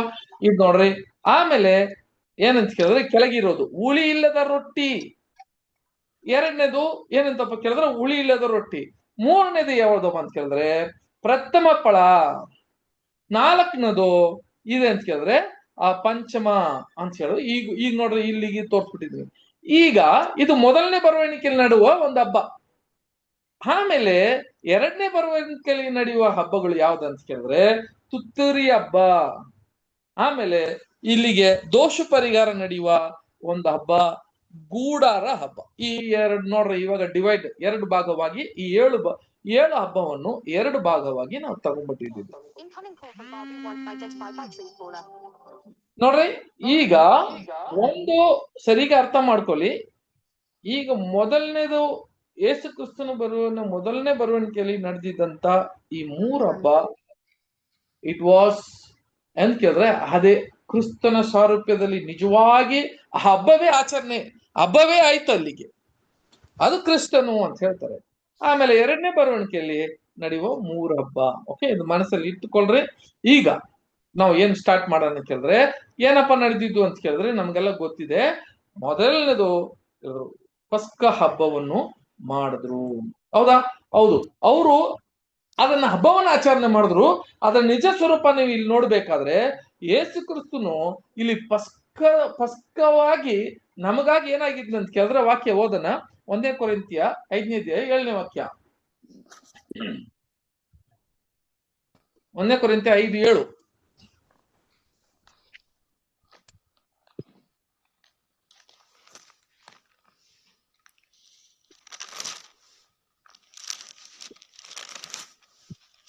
ಸ್ವಲ್ಪ ಹುಳಿ ಕಲಿಸಿದರೆ ಕಣಕವೆಲ್ಲ ಹುಳಿಯಾಗುತ್ತದೆಂಬುದು ನಿಮಗೆ ತಿಳಿಯದು. ನೀವು ಹುಳಿ ಇಲ್ಲದವರೆನಿಸಿಕೊಂಡದ್ದರಿಂದ ಹಳೆ ಹುಳಿಯನ್ನು ತೆಗೆದುಹಾಕಿ ಹೊಸ ಕಣಕದಂತಾಗಿರ್ರಿ. ಯಾಕೆಂದರೆ ನಮ್ಮ ಪಸ್ಕದ ಯಜ್ಞದ ಕುರಿಯು ಕೊಯ್ದದೆ, ಅದಾವುದೆಂದರೆ ಕ್ರಿಸ್ತನೇ. ನೋಡಿದ್ರ ಯಾವ್ದಂದ್ರೆ ಆ ಪಸ್ಕದ ಕುರಿಯನ್ನು ಕೊಯ್ದಿದೆ, ಅದು ಕ್ರಿಸ್ತನೇ. ಆ ಯಜ್ಞವು ಬೇರೆ ಯಾವ್ದಿಲ್ಲ, ಅದು ಕ್ರಿಸ್ತನೇ ಅಂತ ಹೇಳಿದ್ರು. ನೋಡಿ ಎಲ್ಲಿ ನೆರವೇರಿತ್ತು ಅಂತ ಹೇಳಿದ್ರೆ ಅವ್ರ ಹಬ್ಬವನ್ನ ಆಚರಣೆ ಮಾಡ್ತಿದ್ರು, ಆದ್ರೆ ಇಲ್ಲಿಗೆ ನೆರವೇರೋದು ನಿಜವಾದ ಹಬ್ಬ, ನಿಜವಾಗ ಅವ್ರ ಹಬ್ಬವನ್ನು ಕೊಂಡಾಡ್ತಿದ್ರು. ಆದ್ರೆ ಅದನ್ನ ನಿಜ ಸ್ವರೂಪ ಎಲ್ಲಿ ಅಂತ ಕೇಳಿದ್ರೆ ಅದು ಕ್ರಿಸ್ತನಲ್ಲಿ ಅದೇನಾಗುತ್ತೆ ಅಂತ ಕೇಳಿದ್ರೆ ನೆರವೇರುತ್ತೆ. ಮೊದಲನೇದು ಬರುವಾಗ ಅದು ಕ್ರಿಸ್ತನೇ ಅಂತ ಹೇಳ್ತೀವಿ. ಸರಿ, ಈಗ ನೋಡುವಾಗ ಸಹೋದರ ಸಹೋದರಿಯರೇ ನೋಡ್ರಿ, ಮೊದಲನೇ ಇದೇ ನಾವು ನೋಡಿದ್ವಿ. ಇವಾಗ ಹಬ್ಬ ಅಂತ ಹೇಳುವಾಗ ನಮ್ಮ ಪಾಲು ಏನಿದ್ರಲ್ಲಿ, ಯೇಸು ಕ್ರಿಸ್ತನ ಒಂದು ಹಬ್ಬದಲ್ಲಿ ನಿಜ ಸ್ವರೂಪವಾಗಿರುವ ಕ್ರಿಸ್ತನು ಆತನು ಆ ಯಜ್ಞವಾಗಿ ಅವರೇ ಬಂದ್ಬಿಟ್ಟಿರ್ಲಿಕ್ಕೆ, ಆತನ ಪಸ್ಕವಾಗಿ ಆತನ ಬಂದ್ಬಿಟ್ಟಿದ್ರು. ಅದು ಮೊದಲನೇ ಬರವಣಿಗೆಯಲ್ಲಿ ನಡೆದಿದ್ದಂತ ಘಟನೆ. ಇಲ್ಲಿಗೆ ನಾವು ನೋಡ್ಬೇಕಾದ್ರೆ ಸಹೋದರ ಸಹೋದರಿ ನೋಡ್ತೀವಲ್ಲ, ಇಲ್ಲಿಗೆ ನೋಡ್ರಿ ಏನೆಲ್ಲ ನಡೀತು ಅಂತ ಕೇಳಿದ್ರೆ ಅವತ್ತು ನಮಗೆ ಬಹಳ ಒಂದು ಶಾರ್ಟ್ ಆಗಿ ನಾವು ನೋಡೋಣ ಏನೆಲ್ಲ ನಡೀತು ಅಂತ ಕೇಳಿದ್ರೆ ನಮಗ್ ಗೊತ್ತಿದ್ದಂಗೆ. ನೋಡ್ರಿ ಇಲ್ಲಿಗೆ ಮೊದಲನೇದು ಏನ್ ಮಾಡ್ಬೇಕು, ಆ ಹಬ್ಬ ಅಲ್ಲಿ ಆಚರಣೆ ಮಾಡಿದ್ದು ಯಾವ್ದೆಲ್ಲ ಇಲ್ಲಿಗೆ ನೆರವೇರಿತ್ತು ಅಂತ ಕೇಳಿದ್ರೆ ಏನ್ ಹೇಳಿದ್ರು ಅಂತ ಕೇಳಿದ್ರೆ, ಮೊದಲು ಆ ಕುರಿಯನ್ನ ಅಲ್ವಾ, ಆ ಕುರಿಯನ್ನ ಎಷ್ಟನೇ ದಿನ ನಾವೆಲ್ಲ ನಮ್ಗೆ ಗೊತ್ತಿದೆಯಲ್ಲ, ಪಸ್ಕ ನಡೆದಿರೋ ವಿಷಯಗಳೆಲ್ಲ ಗೊತ್ತಿದೆ. ಎಷ್ಟನೇ ದಿನ ಆ ಕುರಿಯನ್ನ ಇವ್ರು ತಗೊಂಡ್ ಬರ್ಬೇಕ್ರಿ? 10ನೇ ದಿನ ತರಬೇಕು ಬ್ರದರ್. ಕರೆಕ್ಟ್, 10ನೇ ದಿನ. ಇಲ್ಲಿ ನಾನು ಹಾಕಿದ್ದೀನಿ, ಇಂಗ್ಲಿಷ್ ಅಲ್ಲಿ ಹಾಕಿದ್ದೀನಿ, ಕನ್ನಡದಲ್ಲಿ ಮಾಡಕ್ ಟೈಮ್ ಇರ್ಲಿಲ್ಲ, ಆದ್ರೆ ಹಾಕಿದ್ರೆ ಸ್ವಲ್ಪ ಈಸಿ ಆಗಿತ್ತು. ಏನಾಯ್ತು ಅಂತ ಕೇಳಿದ್ರೆ 10ನೇ ದಿನ ಏನ್ ಮಾಡಿದೆ ಅಂತ ಕೇಳಿದ್ರೆ ಒಂದು ಕುರಿಯನ್ನ ಅವರು ಅದು ಗೊತ್ತು ಮಾಡ್ಕೊಂತಾರೆ. ಈ 10ನೇ ದಿನ ಅಂತ ಹೇಳುವಾಗ ಯೇಸು ಕ್ರಿಸ್ತನು ನಮ್ಗೆಲ್ಲ ಗೊತ್ತಿದ್ದಂಗೆ ಎಲ್ಲಿಗೆ ಬರ್ತಾನೆ ಅಂತ ಕೇಳಿದ್ರೆ ನಮ್ಗೆ ಜೆರುಸಲೇಮ್ ಬೆತಾನಿಯಾಗೆ ಆ ದಿನದಲ್ಲಿ 10ನೇ ದಿನ ಎಲ್ಲಿಗೆ ಬರ್ತಾರೆ ಕ್ರಿಸ್ತನು ಅಂತ ಕೇಳಿದ್ರೆ ಮತ್ತೆ ಜೆರುಸಲೇಮಿಗೆ ಅಲ್ಲಿ ಬೆತಾನಿಯಾಗೆ ಬರೋದನ್ನ ನೋಡ್ತೀವಿ. ಸರಿ, 10ನೇ ದಿನ ಇಟ್ಬಿಟ್ಟು 14ನೇ ದಿನ ಏನ್ ಮಾಡ್ಬೇಕು ಅಂತ ಕೇಳಿದ್ರೆ ಆ ಕುರಿಯನ್ನು ಏನ್ ಮಾಡ್ಬೇಕು,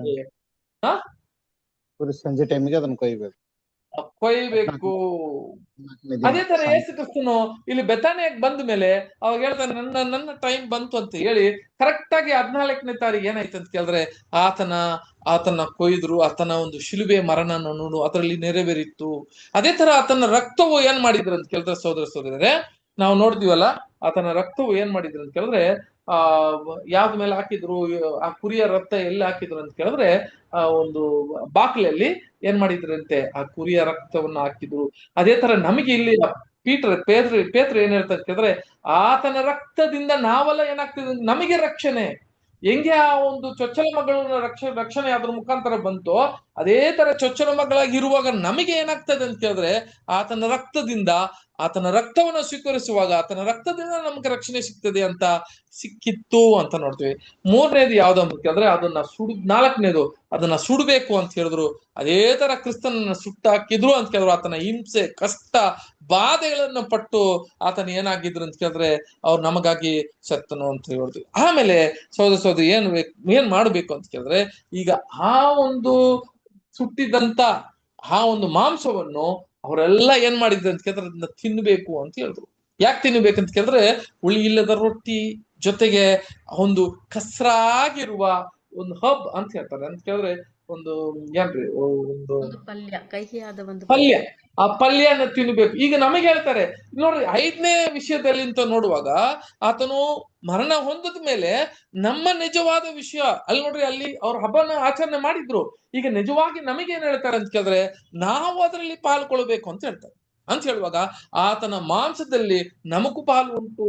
ನಾವು ಏನ್ ಮಾಡ್ಬೇಕ್ರೆ ಕ್ರಿಸ್ತನನ್ನು ಅದನ್ನ ನಾವು ತಿನ್ಬೇಕು ಅಂತ ಹೇಳ್ತಾರೆ. ಅಂದ್ರೆ ಆತನ ಬಾಧೆಯಲ್ಲಿ ಯಾರವ್ರ ಜೊತೆಗೆ ಬಾಧೆ ಪಡ್ತಾರೋ ಆತನಲ್ಲಿ ಕೂಡ ಮಹಿಮೆ ಪಡೋದಕ್ಕೆ ತೊಡುವಾಗ ಅದ ಹುಳಿ ಇಲ್ಲದ ರೊಟ್ಟಿ ಅಂತ ಕೇಳ್ತಾರೆ. ಹಂಗಂದ್ರೆ ಆ ಬೋಧನೆ ನಿಜವಾದ ಸತ್ಯ, ನಿಜವಾದ ಬೋಧನೆಯಲ್ಲಿ ಕಷ್ಟ ಸುಖ ಹಿಂಸೆಯನ್ನ ಕಷ್ಟ ಅನುಭವಿಸಿ ಅದನ್ನ ನಿಜವಾದ ಸ್ವರೂಪಿಗೆ ಬರೋದಕ್ಕೆ ನಮಗೆ ಇವಾಗ ನಾವು ಕೊಟ್ಟಿರೋದು ನೋಡ್ತೀವಿ ಅಲ್ವಾ. ಹಾಗೆ ನಾವು ನೋಡ್ಬೇಕಾದ್ರೆ 6ನೇ ಪಾಯಿಂಟ್, ನಾನು ಚಿಕ್ಕ ವಿಷಯಗಳು ಹೇಳ್ತೀನಿ. ಅದನ್ನ ಏನ್ ಮಾಡ್ಬೇಕಾದ್ರೆ ಆತನ ಕೈಯಲ್ಲಿ, ಅವರ ಕೈಯಲ್ಲಿ ಏನ್ ಮಾಡಬೇಕಿತ್ತು, ಬೇಗ ಬೇಗ ಅವ್ರನ್ನ ಆತ್ರವಾಗಿ ತಿನ್ನಬೇಕಾಗಿತ್ತು. ಅವ್ರ ಕೈಯಲ್ಲಿ ಒಂದು ಕೋಲಿತ್ತಂತೆ. ಆಮೇಲೆ ಅವರು ಆಗಿರುವ ಪಾದರಕ್ಷೆಗಳನ್ನ ಹಾಕಿ ರೆಡಿಯಾಗಿ ನಿಂತಿದ್ರು ಅಂತ ಹೇಳ್ತಾರೆ. ಅದೇ ತರ ನಮಗ್ ಕೂಡ ಏನ್ ಹೇಳ್ತಾನೆ ಸಹೋದರ ಸಹೋದರಿಯರೇ, ನಮಗೆ ಏನಪ್ಪಾ ವಿಷಯ ಅಂತ ಕೇಳಿದ್ರೆ ಇನ್ನ ಮುಂದೆ ಟೈಮ್ ಇಲ್ಲ. ಈಗ ಏನ್ ಮಾಡ್ಬೇಕಂದ್ರೆ ಆತ್ರವಾಗಿ ತಿನ್ನಬೇಕು ಒಂದು ಸಮಯದಲ್ಲಿ ಬಂದಿದೀವಿ ಇಲ್ಲಿಗೆ. ಸಹೋದರ ಸಹೋದರಿಯರಿಗೆ ಯೋಚನೆ ಮಾಡ್ರಿ, ಕಾಲ ಮುಂಚೆ ಸತ್ಯ ಎಲ್ಲಿದ್ದಂತ ಗೊತ್ತಿಲ್ಲ ನಮಗೆ. ನಾವೆಲ್ಲ ಬರುವಾಗ ಯಾರು ಸತ್ಯ ಕೇಳೋರು ಯಾರು ಇಲ್ಲ ಮುಂಚೆ. ಸಹೋದರಿ ಎಲ್ಲ ಕ್ರೈಸ್ತರಾಗಿದ್ರು, ಅದು ನಮ್ಗೆ ಎಲ್ಲ ಗೊತ್ತು. ಆದ್ರೆ ಈ ತರ ಒಂದು ಕರೆ ಇದೆ ಅಂತ ಯಾರಿಗೂ ಗೊತ್ತಿರ್ಲಿಲ್ಲ. ಬಹಳ ಸ್ವಲ್ಪ ಜನ ಬರ್ತಿದ್ರು, ಹೋಗಿ ಹೇಳಿದ್ರು ಕೂಡ ಅವ್ರು ಕೇಳಕ್ ಕೂಡ ರೆಡಿ ಇಲ್ಲ.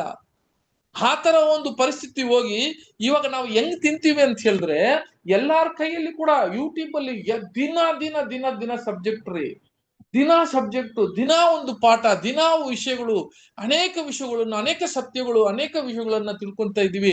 ಅಂದ್ರೆ ಅರ್ಥ ಏನು, ನಾವು ಇವಾಗ ಎಷ್ಟು ಆತ್ರವಾಗಿ ತಿಂತಾ ಇದೀವಿ ಅಂತ ಕೇಳಿದ್ರೆ, ಎಲ್ಲ ಹಂಗೆ ಆತ್ರವಾಗಿ ತಿಂತಾವಿ. ಯಾವ ಸಬ್ಜೆಕ್ಟ್ ಕೇಳೋದು ನಮ್ಗೆ ಗೊತ್ತಿಲ್ಲ. ಒಬ್ಬೊಬ್ರು ಒಂದೊಂದು ರೀತಿಯಲ್ಲಿ ಮಾತಾಡ್ತಾರೆ, ಒಬ್ಬೊಬ್ರು ಅಷ್ಟೊಂದು ಸತ್ಯಗಳು ಮಾತಾಡ್ತಾರೆ. ಯಾವ್ದು ಮನಸ್ಸಲ್ಲಿ ಇಟ್ಕೊಬೇಕು, ಯಾವ್ದ್ರಲ್ಲಿ ನಡಿಬೇಕು ಅಂತ ಈಗ ನಮಗೆ ಟೈಮ್ ಇಲ್ಲ. ಅಷ್ಟು ಆತ್ರವಾಗಿಬಿಟ್ಟಿದೆ ನಮಗೆ. ಪರಿಸ್ಥಿತಿ ಇವಾಗ ನಾವು ಪರಿಸ್ಥಿತಿಯಲ್ಲಿ ಇದ್ದೀರಿ, ಆತ್ರವಾಗಿ ತಿಂತಾ ಇದೀವಿ. ನಮ್ಮ ಕೈಯಲ್ಲಿ ಏನ್ ಹಿಡ್ಕೋಬೇಕಂದ್ರೆ ಆ ಕೋಲ್ ಹಿಡ್ಕೊಂಡು ತಿಂದ್ರಂತೆ, ಅದೇ ತರ ತಂದೆಯ ದೇವರು ಕೊಟ್ಟಿರುವ ಆ ಪರಿಶುದ್ಧಾತ್ಮದನ್ನು ನಮ್ಮನ್ನ ಕೈಯಲ್ಲಿ ಇಟ್ಟುಕೊಂಡು ಆ ಪಾದರಕ್ಷೆ ಅಂತ ಹೇಳುವಾಗ, ಆ ಸ್ವಾರ್ಥ ಅನ್ನುವ ಪಾದರಕ್ಷದಲ್ಲಿ ನಾವು ಪ್ರಯಾಣ ಮಾಡೋದಿಕ್ಕೆ ಸಿದ್ಧರಾಗಿ ಇರ್ಬೇಕು ಅಂತ ಇಲ್ಲಿ ಕೊಡುತ್ತೆ ಅಂತ ಕೇಳಿದ್ರೆ. ಅದು ಇನ್ನೊಂದು ಏನ್ ಹೇಳ್ತಾನೆ ಕೇಳಿದ್ರೆ, ಆ ಮಾಂಸ ಯಾವ ತನಕ ಇರ್ಬೇಕು ಅಂತ ಕೇಳಿದ್ರೆ, ಬೆಳಗ್ಗೆ ತನಕ ಅಂತ ಹೇಳ್ತಾನೆ. Till the morning. ಇವೆಲ್ಲ ನಾನು ವಾಕ್ಯ ಕೊಟ್ಟಿಲ್ಲ, ಯಾಕಂದ್ರೆ ಟೈಮ್ ಇಲ್ಲ, ಇದೆಲ್ಲ ನಮ್ಗೆ ಗೊತ್ತಿದೆ. They were to remain in the house until the morning.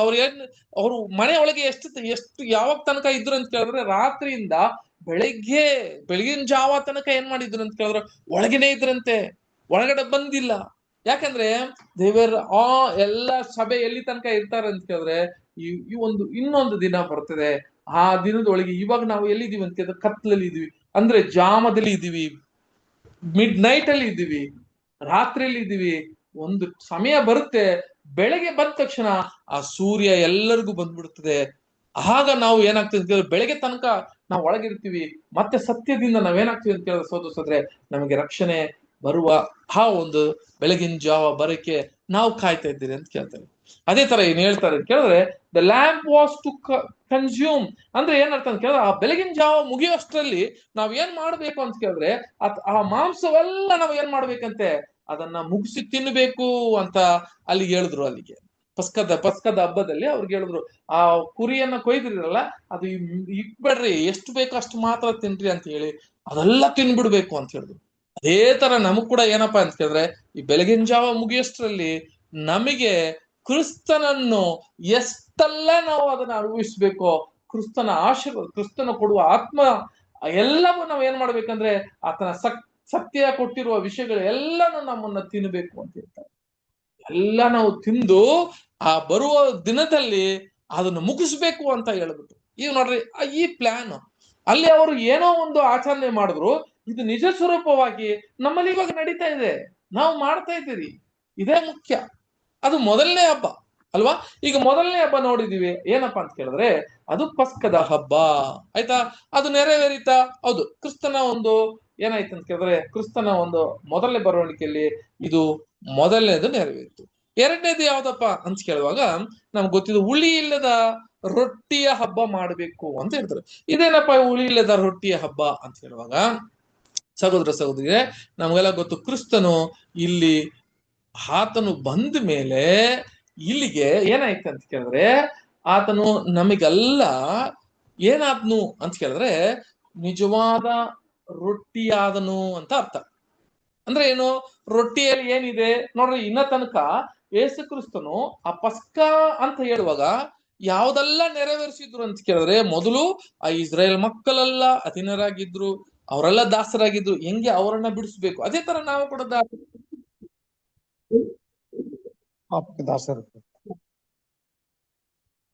ಹೇಗಿತ್ತು ಅಂತ ಕೇಳುವಾಗ ನೆಕ್ಸ್ಟ್ ಮೇಲೆ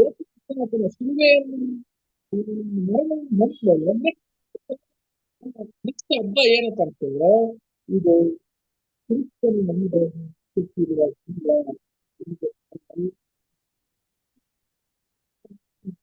ನಾವು ಓದ್ತೀವಲ್ಲ, ಯಾವ್ದ್ರೆ ಯೋಹಾನದಲ್ಲಿ 6ನೇ ಅಧ್ಯಾಯ ನಾವು 58ನೇ ವಾಕ್ಯದಲ್ಲಿ ಓದುವಾಗ ಏನ್ ಹೇಳ್ತಾರೆ ಕೇಳಿದ್ರೆ, ಕ್ರಿಸ್ತನು ಓದನ ಸಿಸ್ಟರ್, ಒಂದು ವಾಕ್ಯ ಮಾತ್ರ ಓದಿ, ಯಾಕಂದ್ರೆ ಜಾಸ್ತಿ ಟೈಮ್ ತಗೊಳಲ್ಲ. ಅಲ್ಲಿಗೆ ಬರೀ ಆ ವಾಕ್ಯ ಮಾತ್ರ, 6ನೇ ಅಧ್ಯಾಯ 48ನೇ ವಾಕ್ಯ.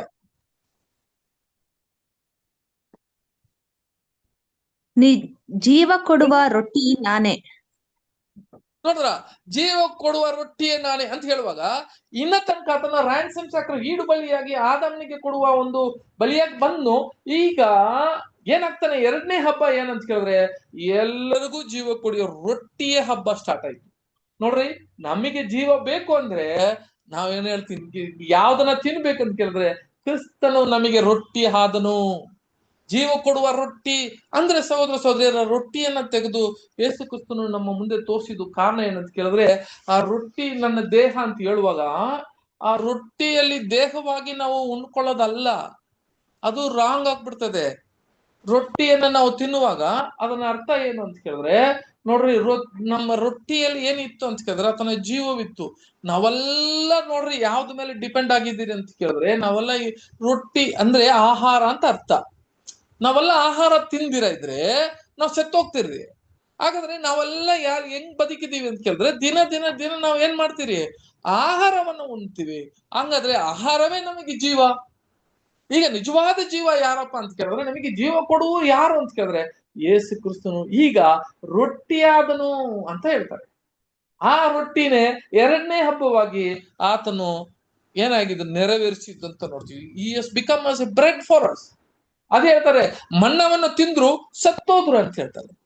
ಅಲ್ಲಿಗೆ ಅವ್ರಿಗೆ ಮನ್ನವನ್ನು ತಿಂದು ಸತ್ತೋದ್ರು, ಆದ್ರೆ ಇಲ್ಲಿಗೆ ನೀವು ತಿಂದ್ರೆ ಸಾಯಲ್ಲ ಅಂತ ಹೇಳ್ತಾರೆ.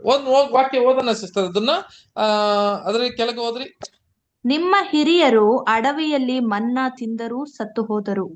ಪರಲೋಕದಿಂದ ಇಳಿದು ಬರುವ ರೊಟ್ಟಿ ಎಂತದೆಂದರೆ ಅದನ್ನು ತಿಂದವನು ಸಾಯುವುದಿಲ್ಲ. ನೋಡಿದ್ರೆ ಪರಲೋಕದಲ್ಲಿ ಬಂದಿದ್ದಂತ ರೊಟ್ಟಿ ನೀವು ತಿಂದ್ರೆ ಸಾಯಲ್ಲ ಅಂತ ಕೇಳ್ತಾರೆ. ಹಂಗಾದ್ರೆ ಅರ್ಥ ಏನು ಅನ್ಸೋದ್ರೆ, ಮಣ್ಣವನ್ನು ತಿಂದ್ರು ಶತ್ರು ಅಂತ ಹೇಳ್ತಾರೆ. ಮಣ್ಣ ಈಗ ಪಿತೃಗಳು ನೋಡ್ಬೇಕಾದ್ರೆ ತಂದೆ ದೇವರು ಅವರಿಗೆ ಯಾರು ಈ ಲೋಕದಲ್ಲಿ ಯಾರು ತಿಂದಿಲ್ಲ ಮಣ್ಣ. ಒಬ್ರು ನಾವು ನಮ್ಮಂತವ್ರು ಅಲ್ವಾ, ಯಾರು ತಿಂದಿಲ್ಲ.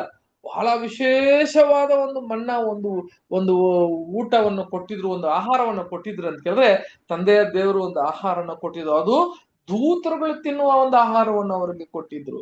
ಅಂತವರು ದೂತರುಗಳು ತಿನ್ನುವ ಅನ್ನವನ್ನು ತಿಂದ್ರು ಕೂಡ ಸತ್ತೋದ್ರು ಅಂತ ಹೇಳ್ತಾರೆ. ಅಂದ್ರೆ ಟೆಂಪ್ರವರಿಯಾಗಿ ತಿಂದು ಟೆಂಪ್ರವರಿಯಾಗಿ ಸತ್ತೋದ್ರು. ಆದ್ರೆ ಈಗ ಏನ್ ಹೇಳ್ತಾರೆ ಅಂತ ಕೇಳಿದ್ರೆ, ಇವಾಗ ನೀವು ತಿನ್ಬೇಕಾದ್ರೆ ನಾನು ನನ್ನ ಮಾಂಸ ಅಂತ ಹೇಳುವಾಗ ನಾನೇ ನಿನಗೆ ರೊಟ್ಟಿಯಾಗಿದ್ದೀನಿ, ನನ್ನನ್ನ ನೀವು ತಿನ್ರಿ ಅಂದ್ರೆ ಅರ್ಥ ಏನ್ರಿ? ತಿನ್ನೋದಂದ್ರ ಅರ್ಥ ಏನು? ಬರೀ ತಿನ್ಬಿಟ್ಟು ನನ್ನ ಮಾಂಸನ ಆತನ ಮಾಂಸವನ್ನು ಶರೀರವನ್ನು ತಿಂತೀನಿ ಅಂತ ಅರ್ಥ ಮಾಡ್ಕೊಂಡು ತಿನ್ನೋದ್ರಲ್ಲಿ ಏನ್ ಪ್ರಯೋಜನ ಅಲ್ಲ.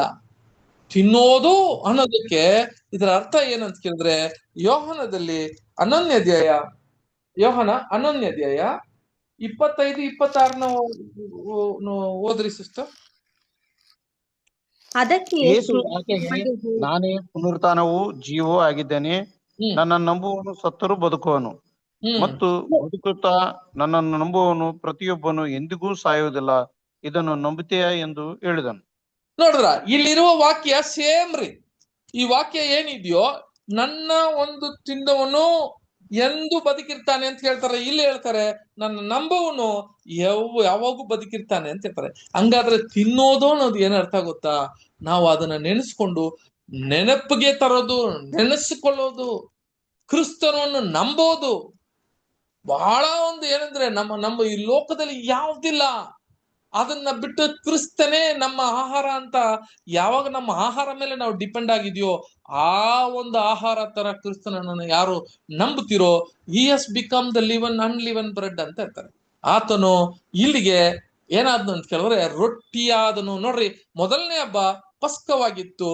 ಪಸ್ಕವಾಗಿ ಅವನು ಕ್ರಿಸ್ತನು ಬಂದ್ರು, ಆತನ ಒಂದು ಯಜ್ಞವಾಗಿ ಆತನ ಸತ್ತು ಮರಣವಾದನು. ಆದ್ರೆ ಎರಡನೇ ಹಬ್ಬ ಏನ್ ಆಚರಣೆ ಅಂತ ಕೇಳಿದ್ರೆ ಹುಳಿ ಇಲ್ಲದ ರೊಟ್ಟಿಯಾಗಿ ಆಚರಣೆ ಆಯ್ತು. ಅದು ಯಾರಪ್ಪ ಅಂತ ಕೇಳಿದ್ರೆ ಕ್ರಿಸ್ತನೇ ಹುಳಿ ಇಲ್ಲದ ರೊಟ್ಟಿಯಾಗಿ ಮಾರದ್ನು ಅಂತ ನೋಡ್ತೀವಿ. ವಾಕ್ಯ ಕೂಡ ನಾವು ಎಲ್ಲಿ ಓದ್ತೀವಿ ಅಂತ ಕೇಳಿದ್ರೆ, ಇವಾಗ ಓದಿದೀವಲ್ಲ 1 ಕೊರಿಂಥಿ 5:8 ಎರಡು ಮಾತ್ರ ನೋಡ್ತೀವಿ. ಮುಂದಿನ ಭಾಗದಲ್ಲಿ ನಾವು ಇನ್ನ 4 ಇದೆ, ಅವಾಗ ಕೂಡ ನೋಡೋಣ ರೀ. 1 ಕೊರಿಂಥಿ 5:8. ಆದ ಕಾರಣ ನಾವು ಹಳೆ ಹುಳಿಯನ್ನು, ಅಂದರೆ ದುರ್ಮಾರ್ಗತ್ವ ದುಷ್ಟತ್ವ ಎಂಬ ಹುಳಿಯನ್ನು ಇಟ್ಟುಕೊಳ್ಳದೆ ಸರಳತೆ ಸತ್ಯತೆ ಎಂಬ ಹುಳಿ ಇಲ್ಲದ ರೊಟ್ಟಿಯನ್ನೇ ತೆಗೆದುಕೊಂಡು ಹಬ್ಬವನ್ನ ಆಚರಿಸೋಣ. ನೋಡೋ ಸಾಕು. ನೋಡಿದ್ರ ಈಗ ಸರಳತೆ ಸತ್ಯತ್ವ ಎನ್ನುವ ಆ ಹುಳಿ ಇಲ್ಲದ ರೊಟ್ಟಿಯನ್ನು ಆಚರಿಸೋಣ ಅಂತ ಹೇಳಿದ್ರು. ಇದು ನೋಡ್ರಿ ಇದೇ ಹಬ್ಬ. ಇವಾಗ ನಾವು ಏನ್ ಮಾಡ್ತಾ ಇದ್ವಿ, ಯೇಸು ಕ್ರಿಸ್ತನ ಆತನ ಈಡು ಬಲಿಯಲ್ಲಿ ನಾವು ಬಂದಿದ್ದೀರಿ, ಆತನ ರಕ್ತದಿಂದ ನಮಗೆ ವಿಮೋಚನೆ ಸಿಕ್ಕಿದೆ. ಇನ್ನು ಮುಂದೆ ಇನ್ನು ವಿಮೋಚನೆ ಅಷ್ಟೇ. ನಮ್ಮಲ್ಲಿ ಏನಾಗಿದೆ ಅಂತ ಕೇಳಿದ್ರೆ, ಆ ರಕ್ತ ಒಂದೇ ಸತಿ ನಮ್ಮನ್ನ ಏನಮ್ಮ ವಿಮೋಚನವಾಗಿ ತರೋದು, ನಮ್ಮನ್ನ ಶುದ್ಧ ಮಾಡೋದು ಒಂದೇ ಸತಿಗೆ. ಈಗ ನಮ್ಮ ಆ ರಕ್ತದಿಂದ ಒಂದಾಗ್ಲ ಆ ಒಂದು ಯೋಜನೆ ಒಳಗೆ ಬಂದಿದ್ದೀರಿ. ಮತ್ತೆ ಮತ್ತೆ ಯೇಸು ಕ್ರಿಸ್ತನ ರಕ್ತ ನನ್ನ ಏನ್ ಮಾಡುತ್ತೆ ಅಂತ ಕೇಳಿದ್ರೆ, ಒಂದ್ಸತಿ ನಾನು ಅದನ್ನ ತಗೊಂಡ್ಮೇಲೆ ನನ್ನ ಶುದ್ಧೀಕರಣೆ ಮಾಡ್ತಾನೇ ಇರ್ತದೆ. ಮತ್ತೆ ಈಡು ಬಲಿ, ಇನ್ನೊಂದು ಈಡು ಬಲಿ ನಮಗಿಲ್ಲ ಅಂತ ನಮ್ಗೆಲ್ಲ ಗೊತ್ತು. ಆದ್ರೆ ಈಗ ಏನ್ ಮಾಡ್ಬೇಕಂತ ಕೇಳಿದ್ರೆ, ಆತನ ರೊಟ್ಟಿ ಅಂತ ಕೇಳಿದ್ರೆ ಹುಳಿ ಇಲ್ಲದ ರೊಟ್ಟಿ, ಸತ್ಯತೆ ಸರಳತೆ ಎನ್ನುವ ಅಲ್ವಾ, ಆ ರೊಟ್ಟಿಯಲ್ಲಿ ನಾವು ಪಾಲುಗಾರರಾಗಿರ್ಬೇಕು ಅಂತ. ಇದು ಮುಖ್ಯ ಅಲ್ವಾ. ಅದೇ ತರ ಕೂಡ ಈಗ 10ನೇ ವಾಕ್ಯ, 10ನೇ ಅಧ್ಯಾಯ 1 ಕೊರಿಂಥಿಯ 10:17.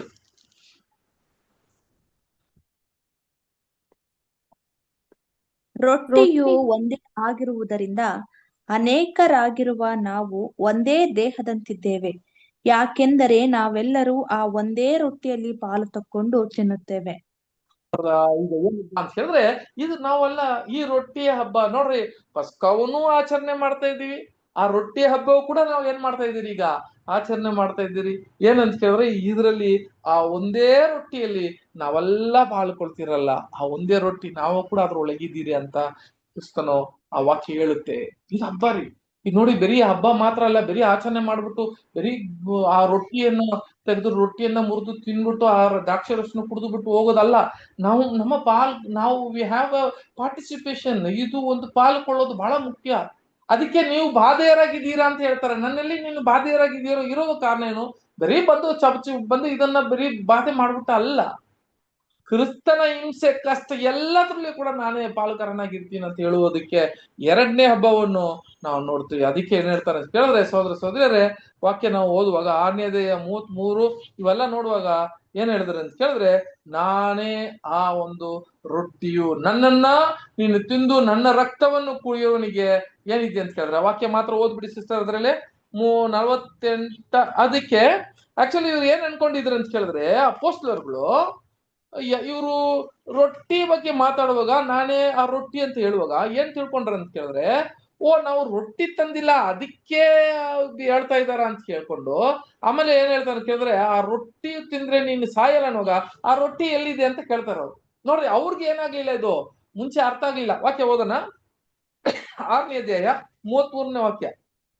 ದೇವರು ಕೊಡುವ ಆ ರೊಟ್ಟಿ ಯಾವುದೆಂದರೆ ಪರಲೋಕದಿಂದ ಇಳಿದು ಬಂದು ಲೋಕಕ್ಕೆ ಜೀವವನ್ನು ಉಂಟು ಮಾಡುವಂತದ್ದೇ ಎಂದು ಹೇಳಿದನು. ಆಗ ಅವರು, ಸ್ವಾಮಿ, ಆ ರೊಟ್ಟಿಯನ್ನು ನಮಗೆ ಯಾವಾಗಲೂ ಕೊಡು ಅನ್ನಲು, ಯೇಸು ಅವರಿಗೆ, ಜೀವ ಕೊಡುವ ರೊಟ್ಟಿ ನಾನೇ.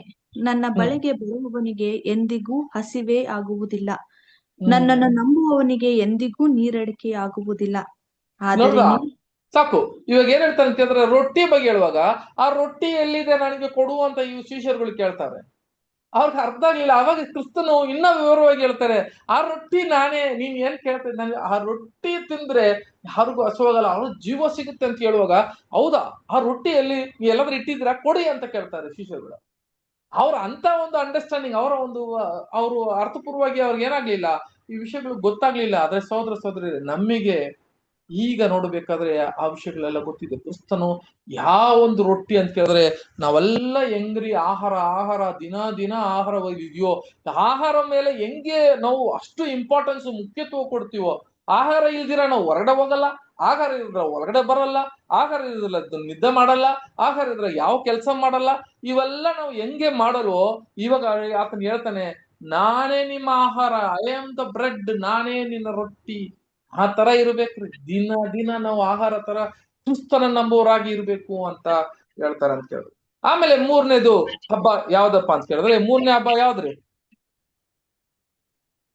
ಪ್ರಥಮ ಫಲ ಅಲ್ವಾ? ಹೌದು, ಪ್ರಥಮ ಫಲ. ಸಹೋದರ ಸಹೋದರಿ, ಇದೇನು ಈ ಪ್ರಥಮ ಫಲ? ಇದು ಒಂದು ಮಾತ್ರ ನಾನು ಮಾತಾಡ್ಬಿಟ್ಟು ನಿಲ್ಲಿಸ್ತೀನ್ರಿ. ಯಾಕಂದ್ರೆ ಮುಂದೆ ಬರುವ ವಿಷಯಗಳು ಮತ್ತೆ ನಾನು ನೆಕ್ಸ್ಟ್ ವೀಕ್ ಕೂಡ ಬರುವ ದಿನದಲ್ಲಿ ಮಾಡೋಣ. ಪ್ರಥಮ ಫಲ ಅಂತ ಹೇಳ್ತಾರೆ. ಆಗಿರುವಾಗ ನೋಡ್ರಿ, ಮೊದಲನೇ ಹಬ್ಬ ಕ್ರಿಸ್ತನು ಆ ಪಸ್ಕ ಹಬ್ಬವನ್ನು ನೆರವೇರಿಸಿದ್ರು, ಆತನ ರಕ್ತವನ್ನು ಸುರಿದ್ರು, ಆ ಪಸ್ಕ ಇದೇ ಅದೋ ಈ ಕುರಿ ಅಂತ ಹೇಳಿದ್ರು ಅಲ್ಲ. ಎಲ್ಲರೂ ಪಾಪವನ್ನು ಏನ್ರಿ ಆ ಕುರಿ ಅಂತ ಹೇಳಿ ಯಾರು ಜಾನ್ ದ ಬ್ಯಾಪ್ಟಿಸ್ಟ್ ಹೇಳ್ತಾರೆ ಅಂತ ನೋಡ್ತೀವಿ. ಮೊದಲು ಆ ಪಸ್ಕ ಹಬ್ಬ. ಎರಡನೇದು ಆತನ ಮರಣವನ್ನು ಕೊಟ್ಟದ ಮೇಲೆ ನಮಗೆಲ್ಲ ಜೀವ ಕೊಡುವ ರೊಟ್ಟಿ ಆದನು, ಹುಳಿ ಇಲ್ಲದ ರೊಟ್ಟಿ ಅಂತ ಕ್ರಿಸ್ತನಾದ್ನು ಅಂತ ಹೇಳ್ತಾರೆ. ಮೂರನೇದು ಯಾವ್ದಪ್ಪ ಅಂತ ಕೇಳಿದ್ರೆ ಪ್ರಥಮ ಫಲ. ಸರಿ, ಪ್ರಥಮ ಫಲ ಅಂತ ಬರುವಾಗ ಇವಾಗ ನಾವು ಓದಿದೀವಲ್ಲ ಆ ವಾಕ್ಯ ಏನಂತ ಕೇಳಿದ್ರೆ ನೋಡ್ರಿ, ಎಲ್ಲಿಗೆ ಅಂತ ಹೇಳುವಾಗ ವಾಕ್ಯ ಓದನ ಅಲ್ಲಿ ಯಾಚಕಾಂಡದಲ್ಲಿ 23ನೇ ಅಧ್ಯಾಯ 9ನೇ ವಾಕ್ಯ. ಯೆಹೋವನು ಮೋಶೆಗೆ ಹೇಳಿದ್ದೇನೆಂದರೆ, ನೀನು ಇಸ್ರಾಯೇಲರಿಗೆ ಹೀಗೆ ಆಜ್ಞಾಪಿಸಬೇಕು, ನಾನು ನಿಮಗೆ ಕೊಡುವ ದೇಶದಲ್ಲಿ ನೀವು ಸೇರಿದ ನಂತರ ಅಲ್ಲಿನ ಜವೆಗೋದಿಯ ಪೈರನ್ನು ಕೊಯ್ಯುವಾಗ ಪ್ರಥಮ ಸಿವುಡನ್ನು ಯಾಜಕನ ಬಳಿಗೆ ತಂದು ಒಪ್ಪಿಸಬೇಕು. ಆಮೇಲೆ ನೀವು ಅಂಗೀಕಾರವಾಗುವಂತೆ ಅವನು ಅದನ್ನು ಯೆಹೋವನ ಸನ್ನಿಧಿಯಲ್ಲಿ ನೈವೇದ್ಯವಾಗಿ ನಿವಾಳಿಸಬೇಕು. ಸಬ್ಬತ್ ದಿನದ ಮಾರನೆಯ ದಿನದಲ್ಲಿಯೇ ಅದನ್ನು ನಿವಾಳಿಸಬೇಕು. ಆ ಸಬ್ಬತ್ ದಿನ ಮಾರನೇ ದಿವಸನೇ ಅದೇನ್ ಮಾಡ್ಬೇಕಂತೆ, ನಿಭಾಯಿಸಬೇಕು ಅಂತ. ಇಲ್ಲಿ ನೀವು ಒಂದು ವಿಷಯ ತಿಳ್ಕೊಂಡ್ಬಿಡ್ರಿ, ಒಂದ್ ಸತ್ಯ ನೋಡ್ರಿ. ಇಲ್ಲಿ ಮೊದಲನೇದು, ನೀವು ಕಾನಾನ್ ಸೇರಿದ ಮೇಲೆ ಇದನ್ನ ಆಚರಣೆ ಮಾಡಬೇಕು ಅಂತ ಹೇಳಿದ್ರು. ಕಾನಾನ್ ಅಂದ್ರೆ ನಮಗೆ ಏನ್ರಿ, ಛಾಯದಲ್ಲಿ ಕಾನಾನ್ ಅಂದ್ರೆ ಏನ್ರಿ? ವೆರಿ ಗುಡ್, ಪರಲೋಕ. ನೋಡ್ರಿ, ಇಸ್ರೇಲ್ ಜನರು ಅವರು ಎಲ್ಲಿಂದ ಬಂದ್ರು, ಎಲ್ಲಿಂದ ಅಲ್ಲಿಗೆ ಈಜಿಪ್ಟ್ಗೆ ಬಂದ್ರು ಅಂತ ಕೇಳಿದ್ರೆ ಅವ್ರು ಕಾನಾನಿಂದಾನೇ ಬಂದ್ರು, ಮತ್ತೆ ಕಾನಾನಿಗೆ ಹೋಗ್ತಾರೆ ಅಷ್ಟೇ. ಅದೇ ತರ ನಾವು ಹೆಂಗೆ ಏದೋನಿಂದ ನಾವು ಎಲ್ಲ ಆದಾಮ್ನಿಂದ ಬಂದಿರೋರು ಏದೋನ್ನ ಬಿಟ್ಟು ಬಂದಿವೋ, ಅದೇ ಲೋಕ ಮತ್ತೆ ಏದೋನ್ಗೆ ಹೋಗುವ ಸ್ಟೋರಿಯೇ ಇಲ್ಲಿಗೆ ನಡೀತಾ ಇದೆ. ಆಗಿರುವಾಗ ಪ್ರಥಮ ಫಲ ಅಂತ ಹೇಳುವಾಗ ಕಾನಾನಿಗೆ ಸೇರಿದ ಮೇಲೆ ಅಂದ್ರೆ ಅರ್ಥ ಏನು? ಆ ಮಾಂಸವಾಗಿರುವ ನಾವು, ಜೀವವಾಗಿ ಇರುವ ನಮ್ಮ ಮಾಂಸ ಈ ಲೋಕವನ್ನ ಬಿಟ್ಟು ಹೋದ್ಮೇಲೆ ಅಂತ ಹೇಳುವಾಗ ಇಲ್ಲಿಗೆ ಏನ್ ವಾಕ್ಯ ಹೇಳ್ತಾರೆ ಅಂತ ಕೇಳಿದ್ರೆ, ನೀವು ಅಲ್ಲಿ ಲೋಕವನ್ನ ಬಿಟ್ಟು ಹೋದ್ಮೇಲೆ ಅಲ್ಲಿಗೆ ಪ್ರಥಮ ಫಲವನ್ನು ಹಬ್ಬವನ್ನು ಮಾಡ್ರಿ ಅಂತ ಹೇಳ್ತಾರೆ.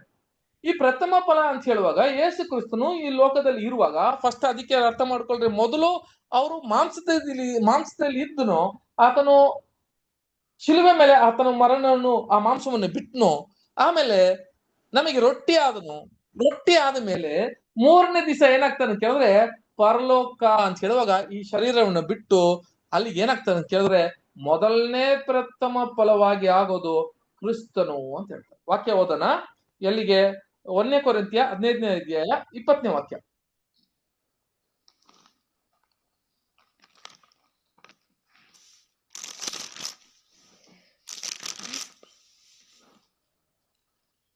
ಕೊರಿಂಥಿಯ 15:20. ಆದರೆ ಕ್ರಿಸ್ತನು ಸತ್ತರೊಳಗಿಂದ ಎದ್ದೇ ಬಂದೇ ಇದ್ದಾನೆ, ನಿದ್ರೆ ಹೋದವರಲ್ಲಿ ಪ್ರಥಮ ಫಲವಾದನು. ನೋಡಿದ್ರ, ಆ ಪ್ರಥಮ ಫಲ, ಮೊದಲು ಪ್ರಥಮ ಫಲ ಆದ್ನು ಅಂತ ಹೇಳಿದ್ರೆ ನಿದ್ದೆ ಹೋಗಿರುವವರಲ್ಲಿ ಅಂತ ಹೇಳಿದ್ರೆ ಈ ಮಾಂಸವನ್ನ ಬಿಟ್ಟು ಅಂತ ಹೇಳಿದ್ರೆ ನೋಡ್ರಿ, ಕಾನಾನಿಗೆ ಹೋದವನ ಫಸ್ಟ್ ಕಾನಾನಿಗೆ ಹೋಗಿದ್ದು ಯಾರು ಅಂತ ಕೇಳಿದ್ರೆ ಯೇಸು ಕ್ರಿಸ್ತನೇ. ಆ ಪ್ರಥಮ ಫಲ ಯಾರು? ಯೇಸು ಕ್ರಿಸ್ತನೇ. ಅಂದ್ರೆ ಈ ಹಬ್ಬ ನೋಡ್ರಿ, ಮೂರನೇ ಹಬ್ಬ ಯಾರು ಅಂತ ಕೇಳಿದ್ರೆ ಯೇಸು ಕ್ರಿಸ್ತನು ಆತನ ಪ್ರಥಮ ಫಲವಾಗಿ ಹೋದಂತೆ. ಇದನ್ನ ಆ ನೈವೇದ್ಯವಾಗಿ ಏನ್ ಮಾಡ್ಬೇಕಂತ ಹೇಳಿದ್ರೆ ಅದನ್ನ ತಗೊಂಡು ಆ ಯಾಚಕನಿಗೆ ಕೊಡಬೇಕು. ಅದು ಸಬ್ಬತ್ ದಿನ ಆದ್ಮೇಲೆ ಅವನ ಕೈಗೆ ಕೊಡಬೇಕು. ಅವಾಗ ಅವನ್ ಏನ್ ಮಾಡ್ತಾನಂತೆ ಅದನ್ನ. ಸೋದರಲ್ಲಿಗೆ ಮತ್ತೆ ಹೋದ್ರಿ 23ನೇ ಅಧ್ಯಾಯ ಸಿಸ್ಟರ್, 23ನೇ ಅಧ್ಯಾಯ 9ನೇ ವಾಕ್ಯ. 9. ನೀನು ಇಸ್ರಾಯೇಲರಿಗೆ ಹೀಗೆ ಆಜ್ಞಾಪಿಸಬೇಕು, ನಾನು ನಿಮಗೆ ಕೊಡುವ ದೇಶದಲ್ಲಿ ನೀವು ಸೇರಿದ ನಂತರ ಅಲ್ಲಿನ ಜವೆಗೋದಿಯ ಪೈರನ್ನು ಕೊಯ್ಯುವಾಗ ಪ್ರಥಮ ಫಲದ ಸಿವುಡನ್ನು ಯಾಜಕನ ಬಳಿಗೆ ತಂದು ಒಪ್ಪಿಸಬೇಕು. ನೀವು ಅಂಗೀಕಾರವಾಗುವಂತೆ ಅವನು ಅದನ್ನು ಯೆಹೋವನ ಸನ್ನಿಧಿಯಲ್ಲಿ ನೈವೇದ್ಯವಾಗಿ ನಿವಾಳಿಸಬೇಕು. ಯಾವಾಗ ಮಾಡ್ಬೇಕಂತ ಕೇಳಿದ್ರೆ ಅದು ಸಬ್ಬತ್ ದಿನದಲ್ಲಿ ನಿಭಾಯಿಸಬೇಕು ಅಂತ ಹೇಳಿದ್ರು. ಯೇಸು ಕ್ರಿಸ್ತನ ಪುನರ್ತನ ಯಾವಾಗಾಯ್ತು ಅಂತ ಕೇಳಿದ್ರೆ ಸಬ್ಬತ್ ದಿನ ಆದ್ಮೇಲೆನೆ ಆತನ ಪ್ರಥಮ ಫಲವಾಗಿ ಹೊರಗಡೆ ಬಂದನು.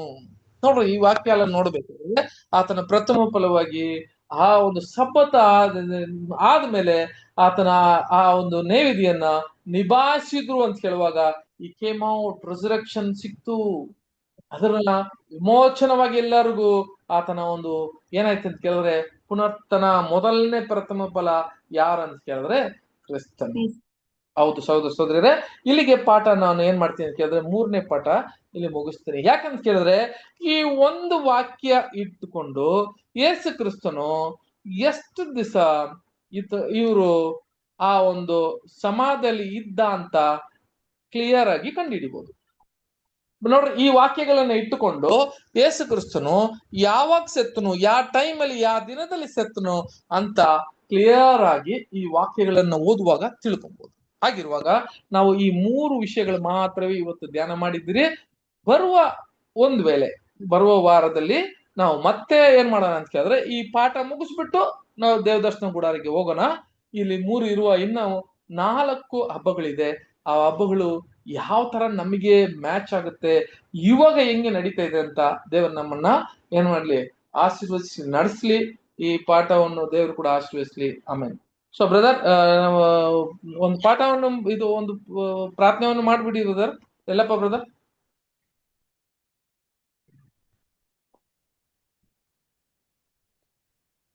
ಬ್ರದರ್ ಅವ್ರು ಇಲ್ಲ ಅನ್ಸುತ್ತೆ,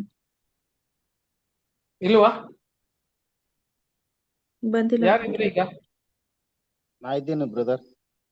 ಓಕೆ, ಒಂದು ಮಾಡ್ರಿ ಮೋಹನ್ ಬ್ರದರ್. ಓ ಎಲ್ಲಪ್ಪ, ಇಲ್ಲ ನೀವು ತಾನೇ ಇರೋದು ಮೋಹನ್ ಬ್ರದರು? ಮಾಡಿ. ಹೌದು ಬ್ರದರ್, ಪ್ರಾರ್ಥನೆ ಮಾಡಿಕೋಣ.